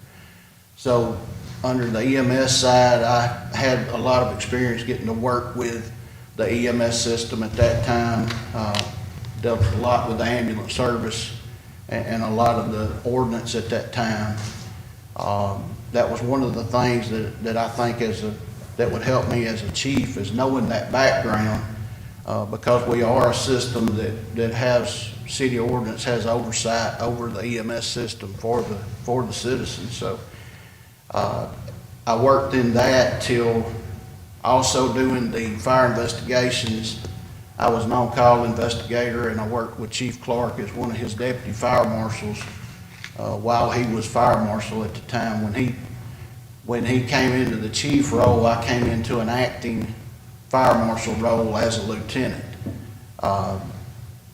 Promoted to battalion chief 2012 or so, and then came into fire marshal at that point fully. So I had a lot of experience from cutting my teeth under Chief Clark and a lot of the contacts and the working with how the city operates with the construction process, the inspection process, and certainly fire investigations. So I've been able to work in that respect. Back in 2015, 14 to 15, don't have exact dates on that, I came out to serve as the B shift battalion chief. All the while I was doing that, I still had fire marshal oversight as battalion chief. I didn't do a lot of the inspection process at that point, but I still had that division oversight. So I worked as a shift chief to kind of get that side, that perspective, and that was something that I was grateful for the opportunity to get to do and get to experience that shift chief side.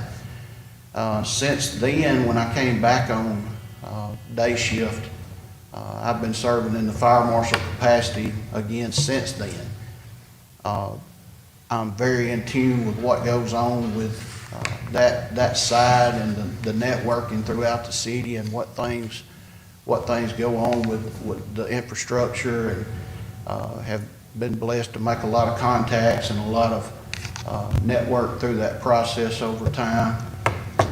I work as an adjunct instructor for the Alabama Fire College, teaching fire investigations, inspections, and officer.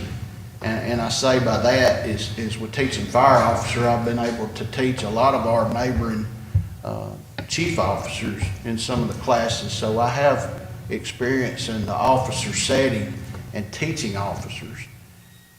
So, you know, you always get scuttle or hear that people may not think you have experience in a certain field, but I certainly feel that I do have that experience. So I wanted to make that known.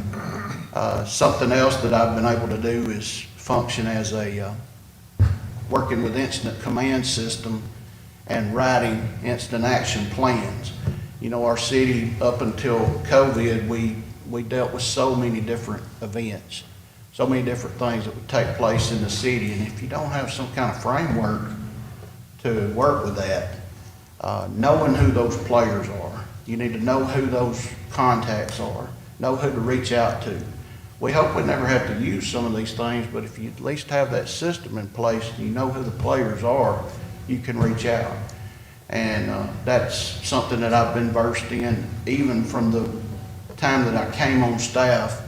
I'll have to say Chief Clark and Chief Jackson, they would kind of let me do in those kind of capacities is working with the instant action plans. And I haven't had to deploy to anything, thankfully, but been involved with the North Alabama Incident Management Team, which would, for any kind of large-scale incident, would call in, like any rescue team deployment, come in to write those instant action plans for an operational period. Most recently, I've been doing the weekly instant action plan that comes out for the Morgan County COVID response. So something that I've certainly been well connected with. Let me ask you a question. You said you came from the ambulance industry. Yes, sir.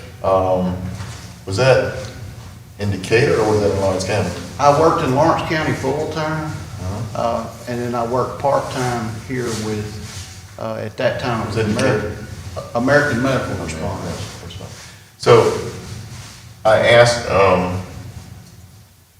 the previous candidate that Chief Thornton, everybody in the city knows my perspective on what, you know, that I think that we should be doing our own emergency transport. We know there's going to be a lot of upfront costs associated with that if we ever move into that area. But philosophically, how do you feel that works for the city? Is it a good fit for us, or is it not a good fit? I've had conversations with firefighters before, and I've tried to, the thing that I want everybody to understand is I fully understand that I'm not a firefighter. And so I don't fully understand the gravity of what's involved with a firefighter carrying out the service. So I respect that. But I need to know from you what your thoughts are on the Decatur doing its own emergency transport, if that's feasible, if it's not feasible, and let's kind of put cost aside and look at the standards and things of that nature. Well, certainly, it's my thought that if you're ever gonna have true accountability of a service, you're gonna have to run it. If you ever wanna have true accountability when you're trying to manage you're trying to manage a for-profit service by what they do. What is a for-profit service is looking for the ways that they can stay operable by making money. So you have to understand that side.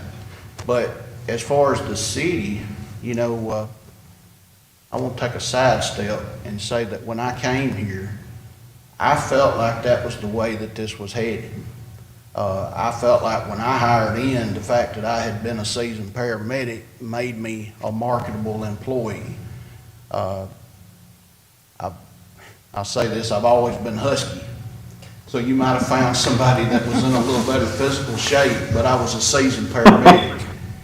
And that being said, I felt like that the division was at that time from even previous chiefs like Chief Bill Lewis, when he was from Birmingham region, that was the vision that it was headed toward.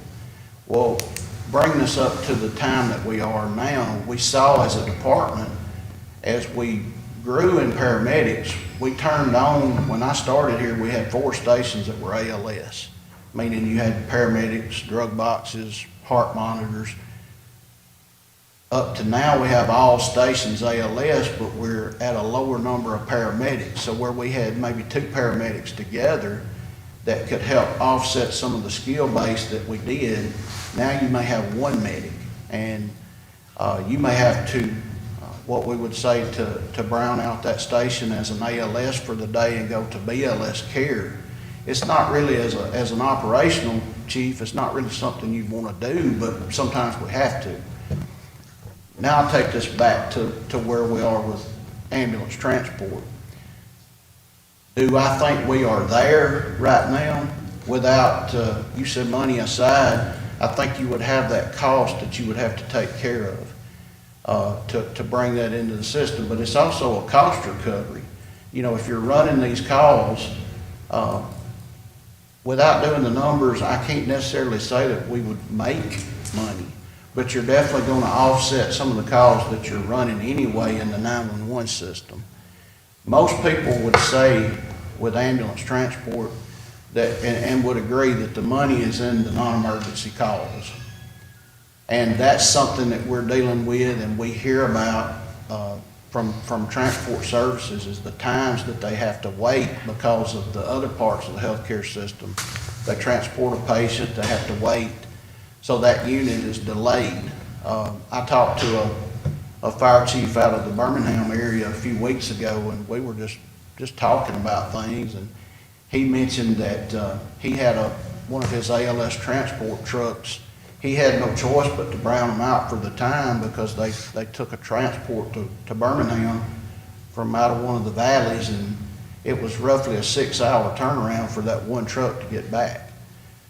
All because they had to stand and wait on a bed.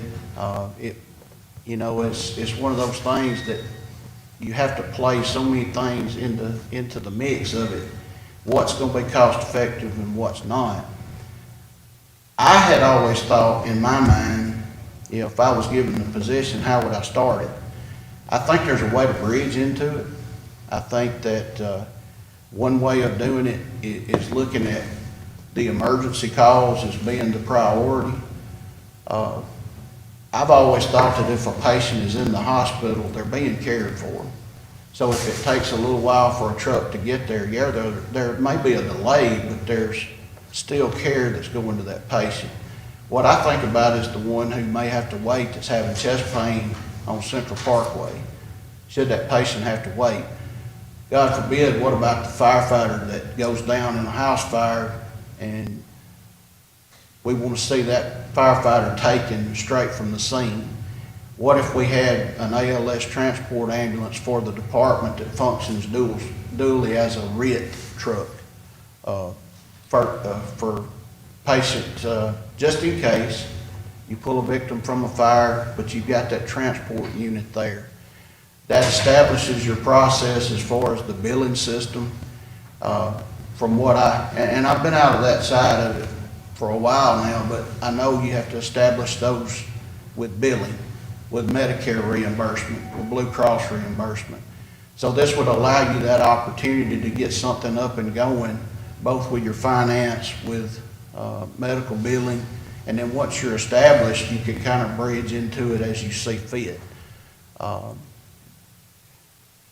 That being said, the sky's the limit how you want to go. Do you want to be involved in non-emergency calls, or do you want to stay focused on the emergencies? And I think that's the decision that would have to be made. I don't know that there's a one-size-fit-all. I think there's money involved in it, and there's certainly money that can come back in as cost recovery to the city, but I don't know that we're there just yet. I do see it as a benefit, at least having the capability. And I think that would be something that you would have to, as a chief, you would have to be willing to look at it and not just be tuned out to the point, because we're at that age. If you want to be totally in control of the system, you're going to have some push in it that way. So. I asked before, would you be willing to look at a public-private partnership? And my thought would be you would only run ALS trucks out of the fire stations and let the other company run the BLS. And you're right, they make more money running the BLS. But in doing that, some other cities do this, they have a contract with that BLS company, an ambulance company does that they offset some of the city's costs for running the station. And so, for me, I would never want the city to run an ambulance for profit. I want them to run it because we have the best people to attend to people who need care. And I think that's where the accountability comes in. But there could be a contract where we would get reimbursed for some of the cost. You know, with that question, I think maybe answering the way you asked, one way of looking at it is you're running that call anyway. And let's say you weren't making any money back on it, you were going to be tied up to diesel fuel and the personnel time and possibly even the medical supplies to answer that call. But if you answered it from start to finish and you took that chest pain to the hospital, did you ensure that proper care? And I think we would meet that accountability that way. A lot of services, and that was one of those chiefs I was talking to when he was, at one point, he was at Birmingham. And he said that, they had, and this is the same way across the nation, but certain partnerships that a service would come in and they would meet a guarantee that they were going to at least keep you one ALS truck available. Because we know how it happens. One day you've ran your 3 trucks and you don't have anything else. So who are you going to back up to? And then that way you're keeping somebody available for them to be a partnership or have that CP&C for the city that gives you that comfort that you've got a truck available. If they don't have it, then have something in the clause that says that they could turn around and have a calling crew. Could that calling crew come in and take a hospital transfer versus that chest pain being out there on Central Parkway? Yeah, thank you. Okay. Next question. What is the mission statement of the Decatur Fire Department? What does it mean to you, and what would you do as chief to fulfill the mission? I'm not even going to try to go word for word, but I know it focuses on service, pride, and dedication. First of all, with service. I go back to my first day here, or why I came, and it was to give my very best as a firefighter, paramedic. And I think of that, thinking of the people that we serve. Service is what we do for people. We take good quality care of them. We go the extra mile for our citizens. I know as fire marshal, everybody I encounter is not going to be happy. I understand that. And believe me, that's one of the things I wish that I could tell everybody that you're gonna like what I have to say, but you don't. But it's one of those things that I'm gonna be equal, I'm gonna give you the very best that I have. And I think that's what anybody that commits an employee we hire all the way up to the chief, you gotta remember the basics of that mission statement. It is service. Now, are some days easier than others? Some days we have a hard time, mentally. And I think just like the COVID stuff what we're dealing with right now, I think this threw a twist into everything we had been doing. You know, I had just ordered new fire prevention materials to go into our schools with, to see our kids get something that teaches them a little bit about fire prevention. And now guess what? We're having a hard time trying to go into places, so how do we bridge those gaps? So it's hard to have pride in some of the things we do. Thankfully, and thank y'all with the new trucks and stuff that we've seen. I was on the fire the other day, beautiful fleet. I ain't got to drive any of them, okay? Maybe they'd let me drive one time, but beautiful set of trucks out there. That's pride. You know, what, I went by Station 5 today, the new truck. They're sitting there washing away on it. That's an example of pride, and the citizens come by and they see that, and they see that that's pride. They take pride in what they're doing. Any day that I'm here, even though I have good days and bad days, I still think of the blessing it is to be here. And I have pride in my job. I could be doing something that I'm thankful. You know, I was talking to Councilman Jackson about my volunteer side a little bit. I'm one that's fortunate I get to do this for a living and for enjoyment. And it's a blessing in itself, but I say that it taking that pride and the dedication takes it on. That's the step forward. Being dedicated. What do you do?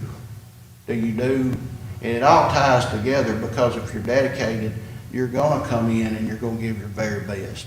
You're proud to be here. We just hired a new gentleman, and just to look in his eye of how proud he is to be here. He's eager. Is he wanting to fight fire? I'm pretty sure he is. You know, we're an aggressive department. They like that, but they're also employees that know that we're in a business, that we're multifaceted. We do so many different things, and we're involved in so many different things. So you've got to be dedicated to all aspects.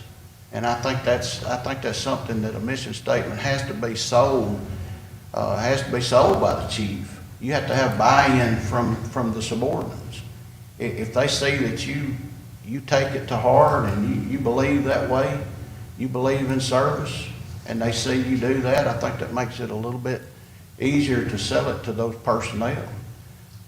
They're gonna appreciate the job that you do. Is everybody gonna like what I do? No. I know they're not. Everybody's got a difference of opinion, but I want to be able to sleep at night, and I want the people to look at me and see that I care about my personnel. I have pride and I care about them. I'm dedicated to them. And I think your citizens see that in the job that's performed. You go out and we do so much in lift assistance now. I think years ago that was something that happened once in a blue moon, and now it's multiple times a day. The citizen didn't ask for their situation. I don't know what health issue or just life in general, and time comes and that person can't get up.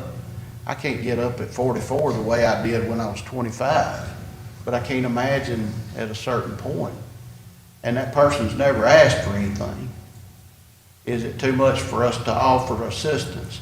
And I think there's times that we do offer that assistance, and then I think there's times that we have to intervene to help them find the other types of assistance they may need.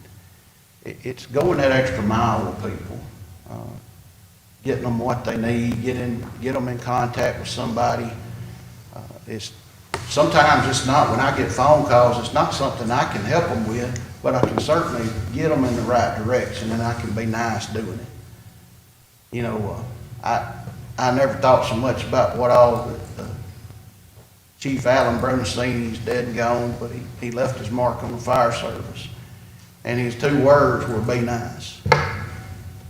And you may not like what I say, you may not like what I do, but we can be nice. We can be nice about it, and you can still respect each other. And I think that goes a long way with the mission statement. You talked a second ago about the lift assist that we do. Yes, sir. And, you know, it's a great service that we have when, you know, I fall out of my bed and I can't get up. I think that's necessary. When we're called out by an ambulance service, I'll say, to do lift assist, what are your thoughts on that? Is there To the service, to the ambulance service, a paid service? Right. Okay. I see what you're saying. I should have been more specific in the previous interview, but I wanted to ask you that. Is there possibly a more cost-effective way to do it? Versus running a $450,000 engine with 4 people on it to go do that? And I think the answer is yes, there's maybe a better way. From the private ambulance service asking for assistance, sometimes what I always thought was my mindset, the person who can't and the crew can't get somebody out. You got a person wedged between a bathtub and a lavatory. That justifies fire, and because it's a special type of rescue. That kind of situation is not every day, but the ones that, you know, when maybe it's 2 ambulances would be needed, and it's a double-edged sword when you tie up 2 ambulances on a lift assist, because what happens when that chest pain is on Central Parkway and you've got 2 ambulances dedicated to the lift assist? So I don't know that there's a good answer to it. I think there's just something that we would have to look at to do a better way of not tying up another ambulance and a fire truck for that response. Is there a perfect answer? I don't Okay. think there is. Okay, thank you. But I will say this in continuance of it, I noticed that this is something that everybody's dealing with. I think system-wide is something that's affecting all the services. We're all kind of falling to it at this point in time, is that we're having to lift, no pun intended, we're having to pick up and lift in this situation. We're having to find ways to make it happen. We didn't see this coming. And, you know, ambulances are still pretty much with the same numbers of trucks that they used to have. I know some services have added in like BLS crews, maybe for a daytime. I know of one service that was considering like a daytime crew for a Tahoe or some kind of SUV that was a little more cost effective to make those runs with. That being said, that same service for repeat calls has started issuing like a charge for it. I don't know, kind of mixed emotions on that, but. Okay, thank you. Next question. Okay. In your opinion, what are the issues facing the fire service today? One thing I think the fire service as a whole is that we are such a broad-based service. I mentioned it earlier that we're a service that does more than just fight fire now. You know, there's a lot of people who don't like, and I've told people this plenty of times, if you don't like EMS, this isn't a place, because we run medical. It's 80% of what we do, and we want to be good at it. I've always said, and I've always thought that sometimes it seems as though we have to dabble in so many different things and we can't be good at all of it. But what can we be good at? We can be good at being nice with people. We can be good at taking care of people. We do good EMS care, so let's build on that. I think that's the one thing is trying to, instead of trying to do so many things, is trying to focus on what we do and do well. Take care of that and add staffing. I know that's something that's easier said than done. It's always a monetary concern with it. You know, the chief can't just come in and say, I'm gonna hire 15 extra people to add to my staff. That's something that will certainly take involvement with HR, with the council, with the mayor, and trying to justify people where they need to be. I think another thing that we all face is morale.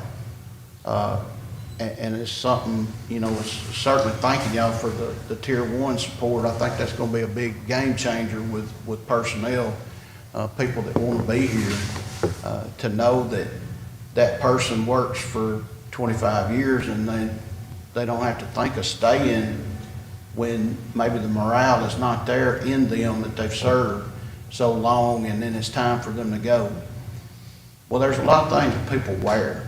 There's a lot of things people wear in their mind and their hearts about calls that they're running. And I think one of the things that we as a service are facing is we're facing mental health within our service.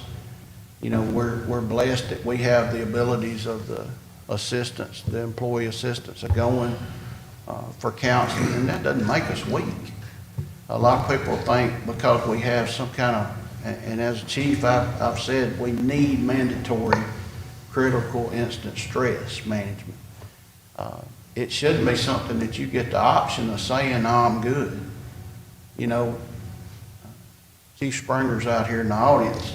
He's concerned with his personnel for that day. If Lieutenant sees that one of his personnel is not right, he knows something's not right with them. He knows they're not feeling right. He knows something's there. He don't know what it is. It doesn't really matter what it is.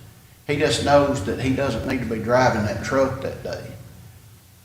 People are wearing this in their hearts and minds, and that's something that we see as a whole in the service, and finding ways to take care of our people better. Are we concerned with them? If they run something, you know, go and reach out to them, talk to them, get them in the right directions, having a concern. I think that's something that a lot of times in the fire service, subordinates don't feel that their leadership cares about them. How hard is it to pick up the phone and check on somebody? Again, I'm not a counselor. I'm trained in CISD, but I'm not a counselor.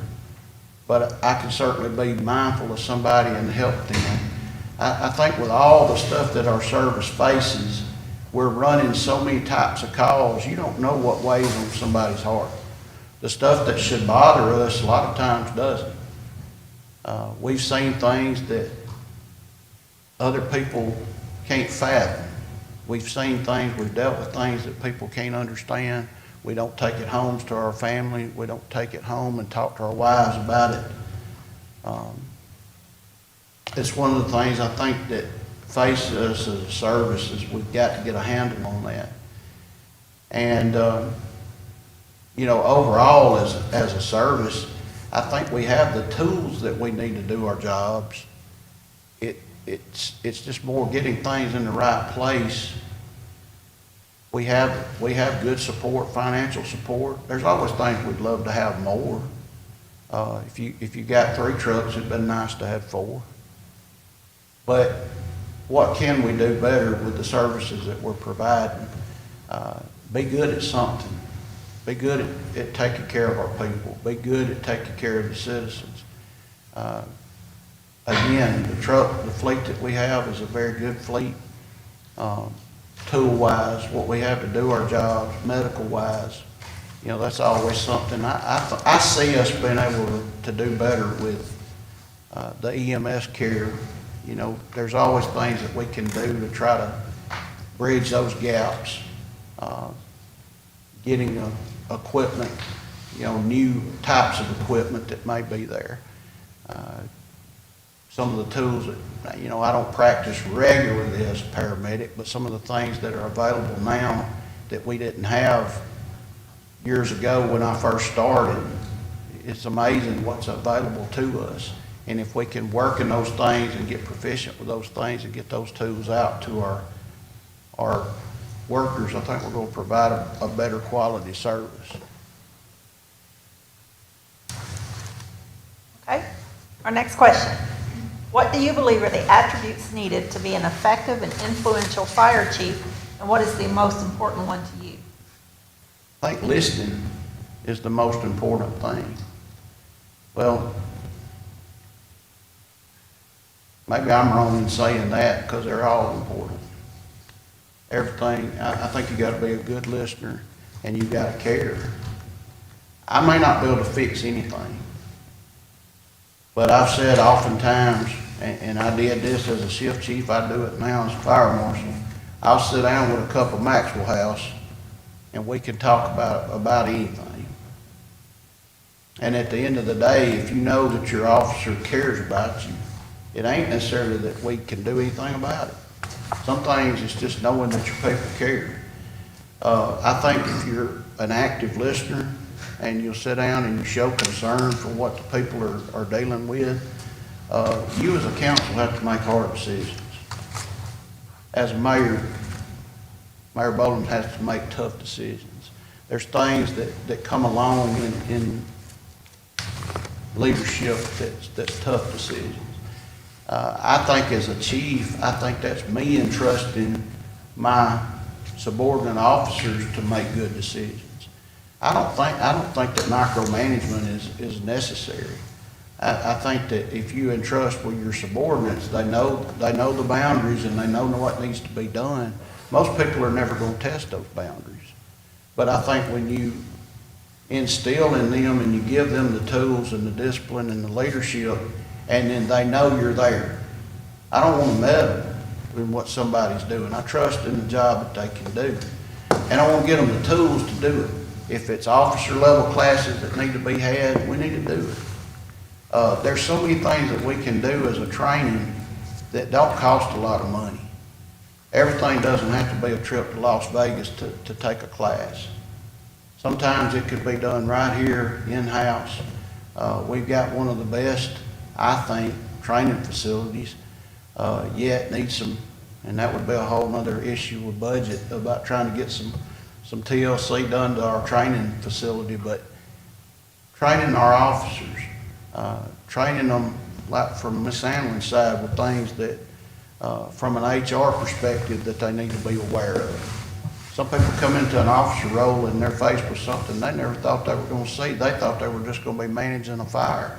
They didn't think about the other side of discipline and leadership. And that affects us all. I mean, I'm not going to say that I have all the answers, but I do know how to reach out to people and build a network with people that's going to help us through those questions. So I think by listening to people, I think you avoid a lot of your confrontation. But those full attributes, listening, being an active listener, being good with communication, keeping an open line. I know you've got to have a chain of command. We have an open door policy, but there's got to be that flow of the chain of command, keeping people in the loop of what things are going on, being allowing it, whether it's a chief under you or whether it's that new firefighter, everybody understanding what's going on. And I think that's in times past, maybe we didn't know. I'll say that from my perspective. I think at times you didn't know what the vision was. You didn't know what that vision was. Was it just to get through each week? Well, that's not a vision. You know, if you tell me a vision, then I can follow that. If you tell me what your goals and your objectives are, we can accomplish how to do it. If you tell me there's no money to do it, I can say, well, okay, we'll scratch that one off the list. It's not possible. But if I don't ever ask you and I don't ever show you the vision, how can I get support and buy-in?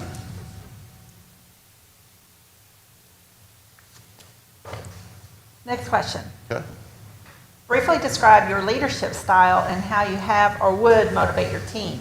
Remember to provide a specific example of how you lead or have motivated someone towards success. Leadership styles, I've always thought my leadership style was a combination. You know, there's autocratic leadership, which is leadership from the, I always heard it called iron. I think, as a matter of fact, Chief Jackson told me something about autocratic being the iron fist. And I don't like that necessarily, but there's times on the fire ground that they're looking to you to be that decision maker. And so there's times that autocratic leadership is going to be necessary. Then there's the democratic leadership, obviously, where what we're going to eat tonight. If everybody wants pizza, and I'm using that kind of as a mild thing, but a lot of things in the fire service are not something that have to be disciplined. Some of those things just work by the group being together, and that it's a harmonious balance between the group. And then there's that laissez-faire, no leadership, no involvement. And I don't think you can have just a total hands-off. And if you don't, then you're gonna find yourself with issues in the future that you've just totally sat back and let things get run amok, if they will. So I think that engaging, having the authoritarian, autocratic leadership style when you need it. And I think you can do that by, you know, there's a thing that goes around I've seen that says something to the effect of being the leader and being their friend. Can you do both? I think you can. I think people have to know that you care about them. I think with that, they can respect you by the decisions that you made if they know that you're making it by what you feel best. I think that's also your involvement with them as subordinates, as you entrust them and you give them the tools. If I'm going to micromanage this chief as the chief, if I'm going to go to a scene and try to micromanage what's going on, what does that tell that chief? I don't trust in his abilities, and I wouldn't appreciate that. If I go to a medical call and I try to jump in and take over what somebody else is doing, that, to me, that causes more confusion than it does actual help to the scene. I want to be a resource. I think a chief is a good resource to people. I think from the side of the city standpoint, you as that figurehead, you go and you explain your parts of the department in the public setting. You go out and you show people and you try to help sell the department to people where it's needed. People need to know what we do. You won't believe how many times we get asked, why do you take that $1 million fire truck on medical calls? They don't even know we got medical stuff on it. They still think that we just fight fire. They don't know about it.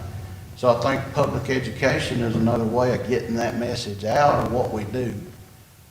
We do a good job with social media on it, but there's other ways.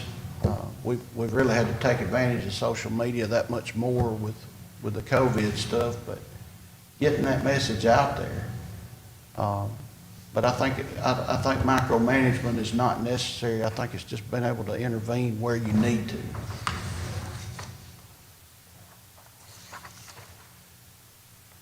Next question. Tell us about a specific experience you have, if any, in managing an employee who violates policies or rules for being on time, poor performance, or who's creating a negative or hostile work environment. Okay, first of all,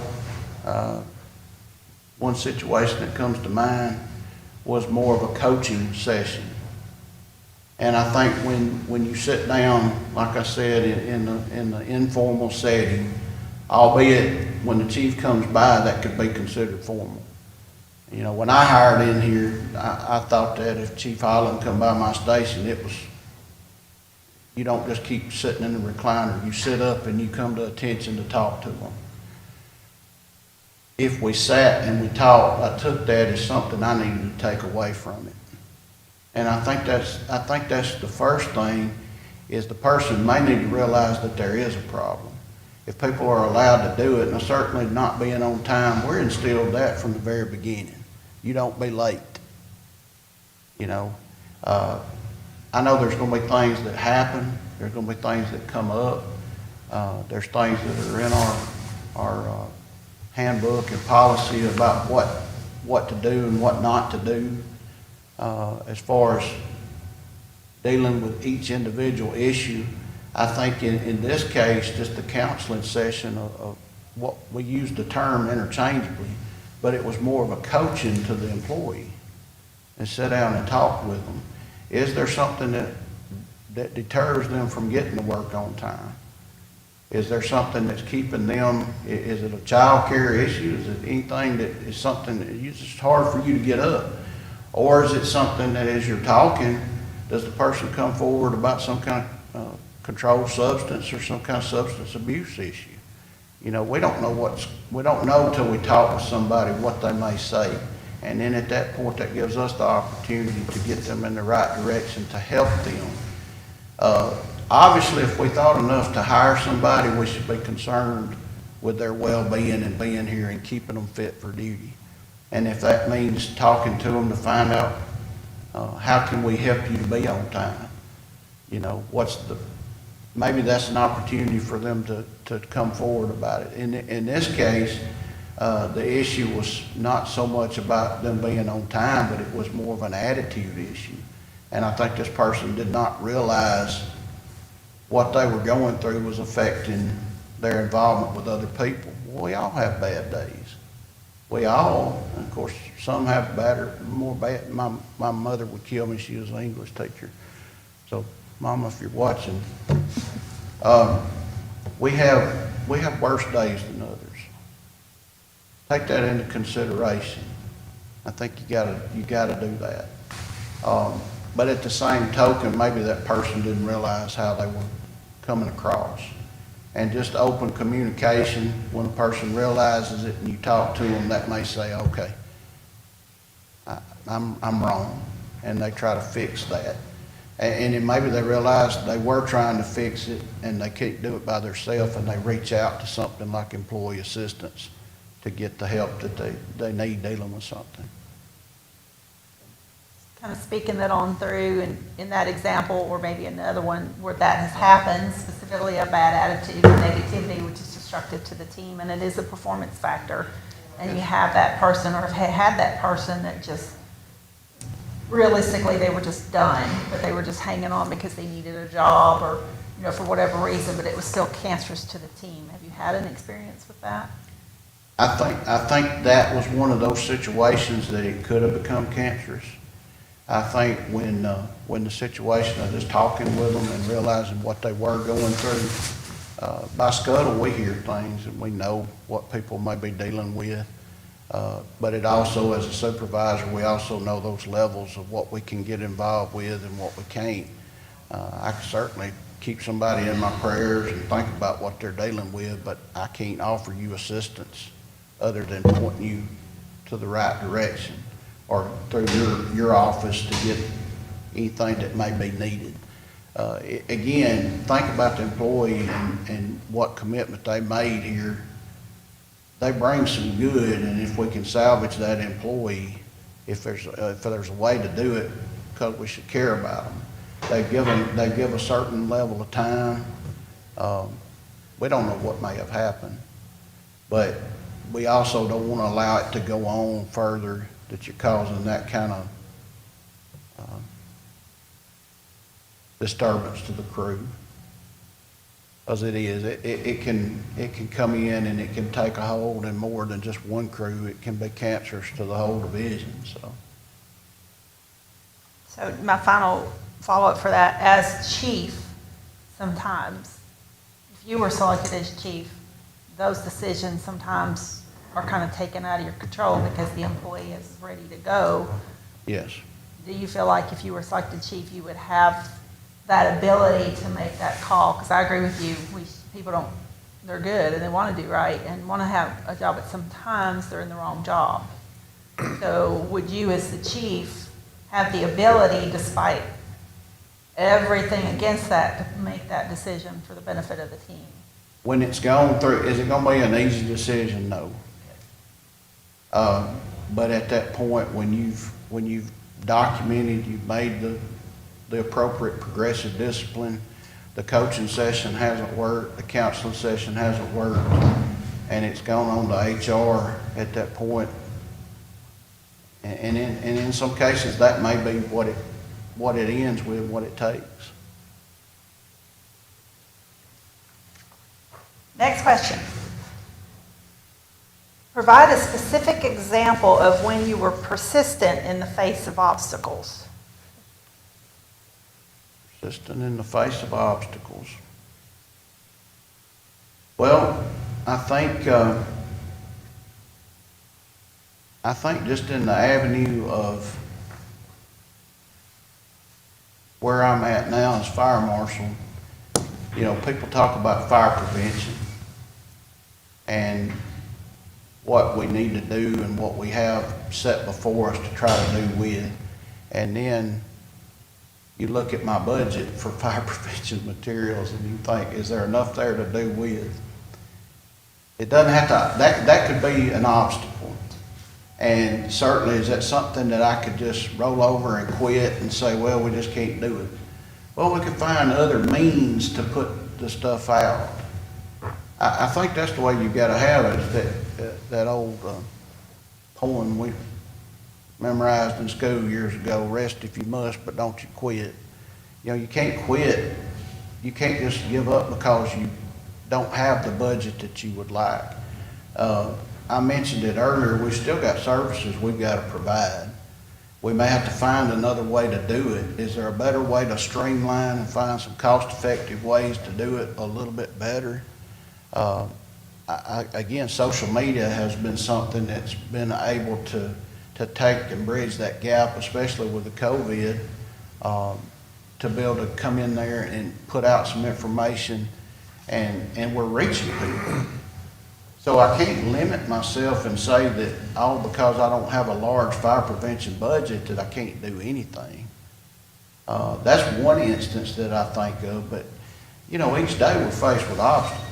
Each day we're faced with obstacles that, whether it's an operational issue, and firefighters are good. I didn't tell you how I want it, I just want that hole over there. And they're gonna find a way to make it happen. That's one of the biggest things I think that as a chief is if you give a project, if you give and you put people in the right positions, you give them the opportunity, they're gonna find a way to make something happen. If they know all the variables, they know, hey, there's no money to do this, help me. And I'll say this much, we've become good at doing a lot with a little.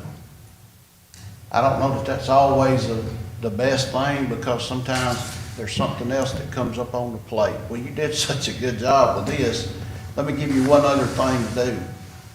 Oh yeah, you don't have any money for that either. But that's something that we do in our services. We'll take on, nobody asked for the COVID stuff, did they? But we've had to take it and we've had to work through it. And that's an obstacle. You know, that's a very present day obstacle. And we couldn't stop providing services, we just had to, we had to back up and punt in the way that we did things. Jason, you've mentioned in this particular question, money a couple of times, budget, things of that nature. Do you have some experience in assembling budgets? Yes, sir. I've worked with, since I've been on staff, you know, I worked with the EMS side. Certainly that EMS budget grew over time. When Chief Johnson was here and then Chief Clark, it grew in number. Now obviously with that, you've got an increase in cost in the supplies that we use. So the $10,000 that one had 10 years ago isn't the same 10,000 that it is today in the cost of materials that we have to purchase. You know, as a battalion chief, as a staff lieutenant, we were always in tune with what the budget was. That's part of a weekly or bi-weekly staff meeting, is that we look at what budget numbers are available. And I know that, you know, as a chief officer, I know the focus point of a line item budget is that we have ability and flexibility to move the numbers if you have something that's not being spent, but also the control from finance that, you know, even though it's a line item number, it's there for a reason. And at the end of the day, if there's something that needs to be done later, we can come back and ask for the ability to be able to change that. Case in point, you know, we would always try to set like certain numbers, maybe for training. You would set maybe a widget of $40,000, $50,000 for a training budget. Well, if you were blessed with grant money to pay for a lot of those available classes, or maybe a lot of the classes that you provided didn't have a cost attached to them at all and they were done in-house, then you didn't use that much. Maybe that gave you the ability in the budget process to change that around to something that you had went over. So yes, sir, I'm very familiar, and that's one thing even today, all of our staff is very familiar with the budget process and looking at what things are needed, if we have stuff that's needed to carry out our daily operations. Thank you. Yes, sir. That was a good answer, and that answered our next question. So we'll skip to question 9 for the panel. Okay. No, that's good.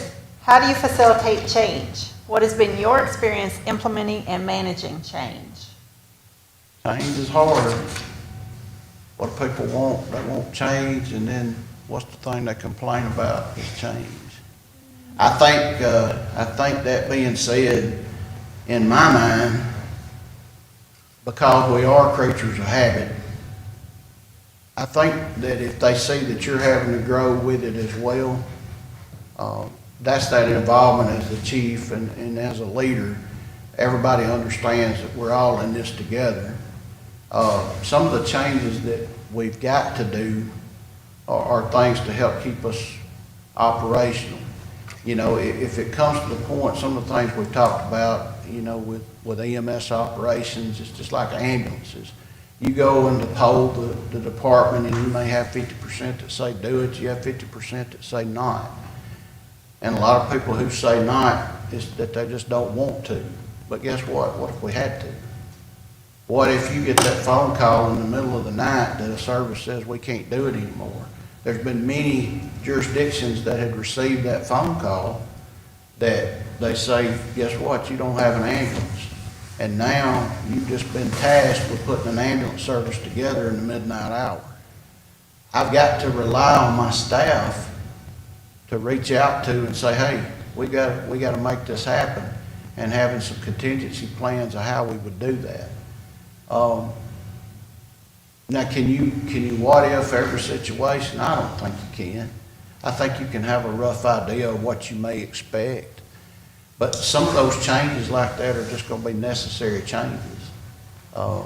What's the very first thing in our mission statement is service. And that's part of service. If providing EMS transport is that thing, then that's something we have to look at. Are we always going to have a smiling face as we do it? There's a lot of things that I'm told to go do that I may have questioned, I may have thought in under my breath, or felt like, well, you know, I don't really know why I'm doing this. But guess what? I'm going to have to do it. I'm going to go do it. And I'm going to try to put on that persona to the customer who's receiving it, that we appreciate them calling. And that's hard to do sometimes in the middle of the night. I know our personnel get tired on some of the things they go on. That being said, things that we do is not always easy. And I think in the fire service, we're going to see things growing more and more. We talked about doing stuff with less, doing more with less, finding ways to streamline some of the operation that we do, that it's not so much cost. Some of the things I think about is ways to recoup some of our cost. You know, it's not an easy thing. We don't necessarily mean billing, but things that we do, we run the calls, and you know, if we run a hazardous material response, we get recouped for some of that because it's a cost associated with it. We've got to find a way. If we ran all hazmat calls and we never got anything back from them, eventually we would probably be out of the hazmat business. As it's the same thing in any kind of thing we run, we have to find a smarter way to do it, more cost effective. That wasn't a timer, that's Okay. our call and talk. All right, we're down to the last 5 questions. Our next question, please share a time when you needed to implement a corrective action plan to solve an organizational or a departmental problem. Corrective action plan. Well, thankfully, that's not been something that I've had to do often. I think more of it would have to do with things that fall under a disciplinary.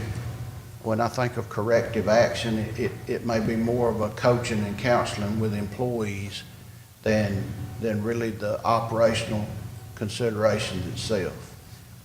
A lot of things can be fixed just by talking and addressing the attitudes that are associated with. Next question, what is your definition of diversity? I think diversity has to do with being in tune with your people.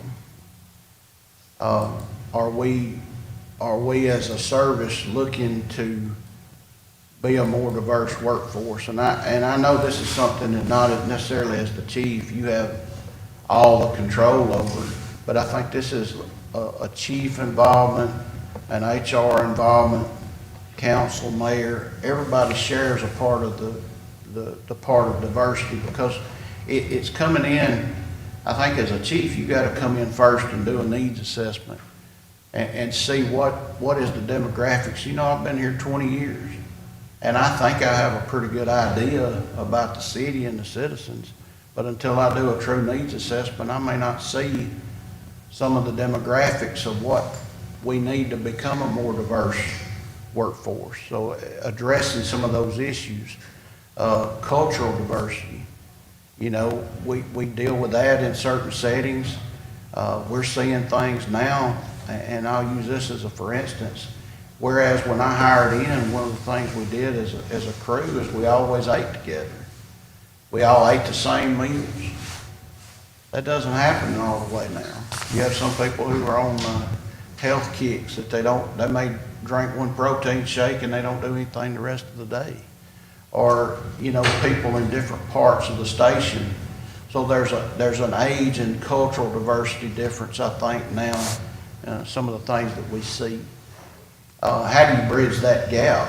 I think there's a lot that can be shared by the camaraderie of the crews being together, the staff being together, that we can agree to disagree with things.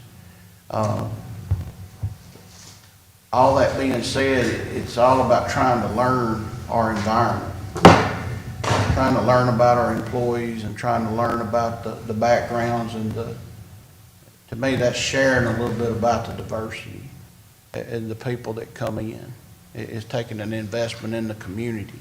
I know we have a lot of people who don't necessarily live in the city, as far as where they come here, myself included, but I've always felt like I lived here. I eat here, I shop here.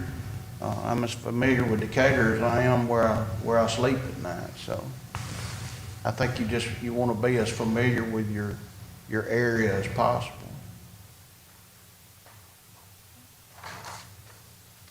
Next question. Who would you say is your role model for work ethic and why? Work ethic, I have to look back to my dad. He worked circles around me at 74 years old, and I'm ashamed to admit that. But when I think of work ethic and about no matter what you're doing, do your best, give that 110%, and no matter what it is, do that very best. I think of my time since then, you know, those were the early things that Daddy instilled into me. And then I've picked up so many things from other people. And I try to pick up from everybody. I try to pick up qualities from people everywhere I go.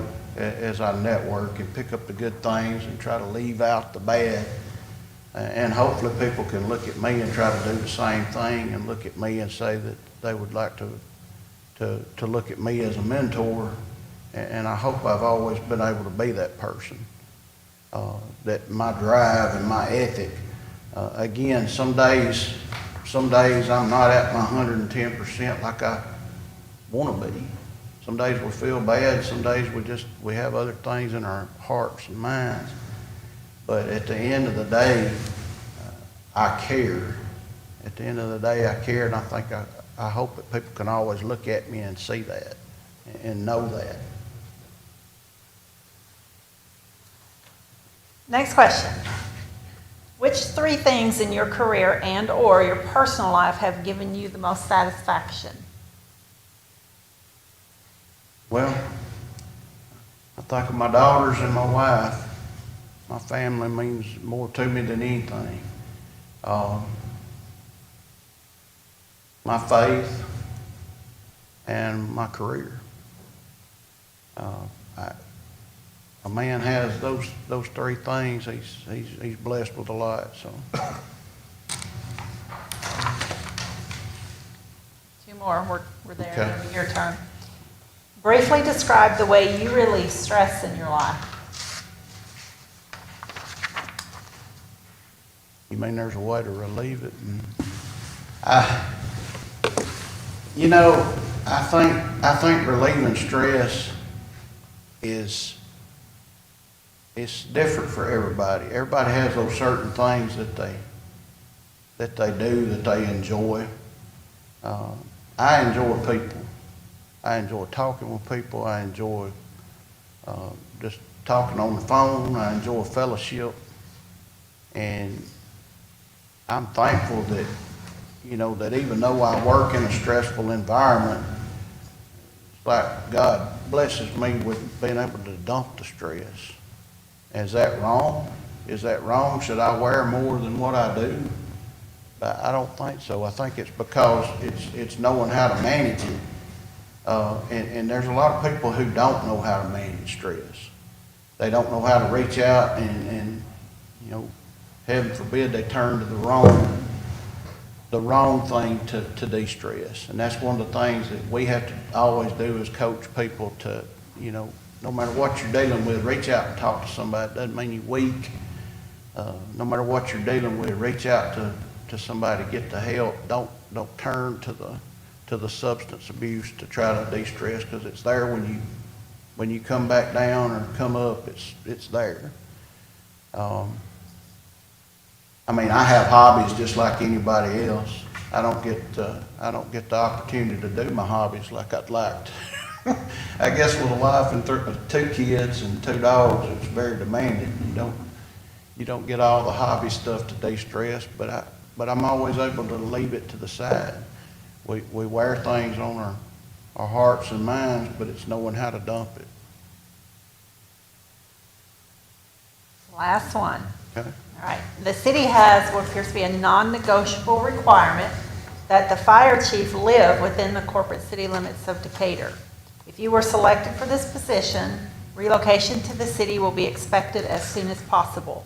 How will you manage this requirement and expectation, including the effect it will have on your family and any school-aged children? Well, right now, my kids already go to school in Decatur. They go to Decatur Heritage, and like I said earlier, I pretty much operate in Decatur. I shop in Decatur, eat in Decatur too much. Just kidding. Decatur has always felt like home, even though I'm from Lawrence County and I still reside there. That being said, is that a commitment that I am willing to make? Yes. And that's something that from the time the process started, although I have family that live there, the last time I checked, Decatur to Hillsborough is not but about 8 miles.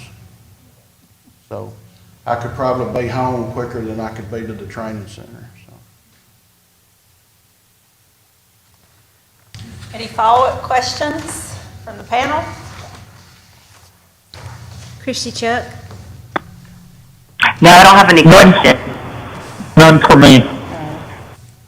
That's your turn. Well, I think I told you a lot about me. You know,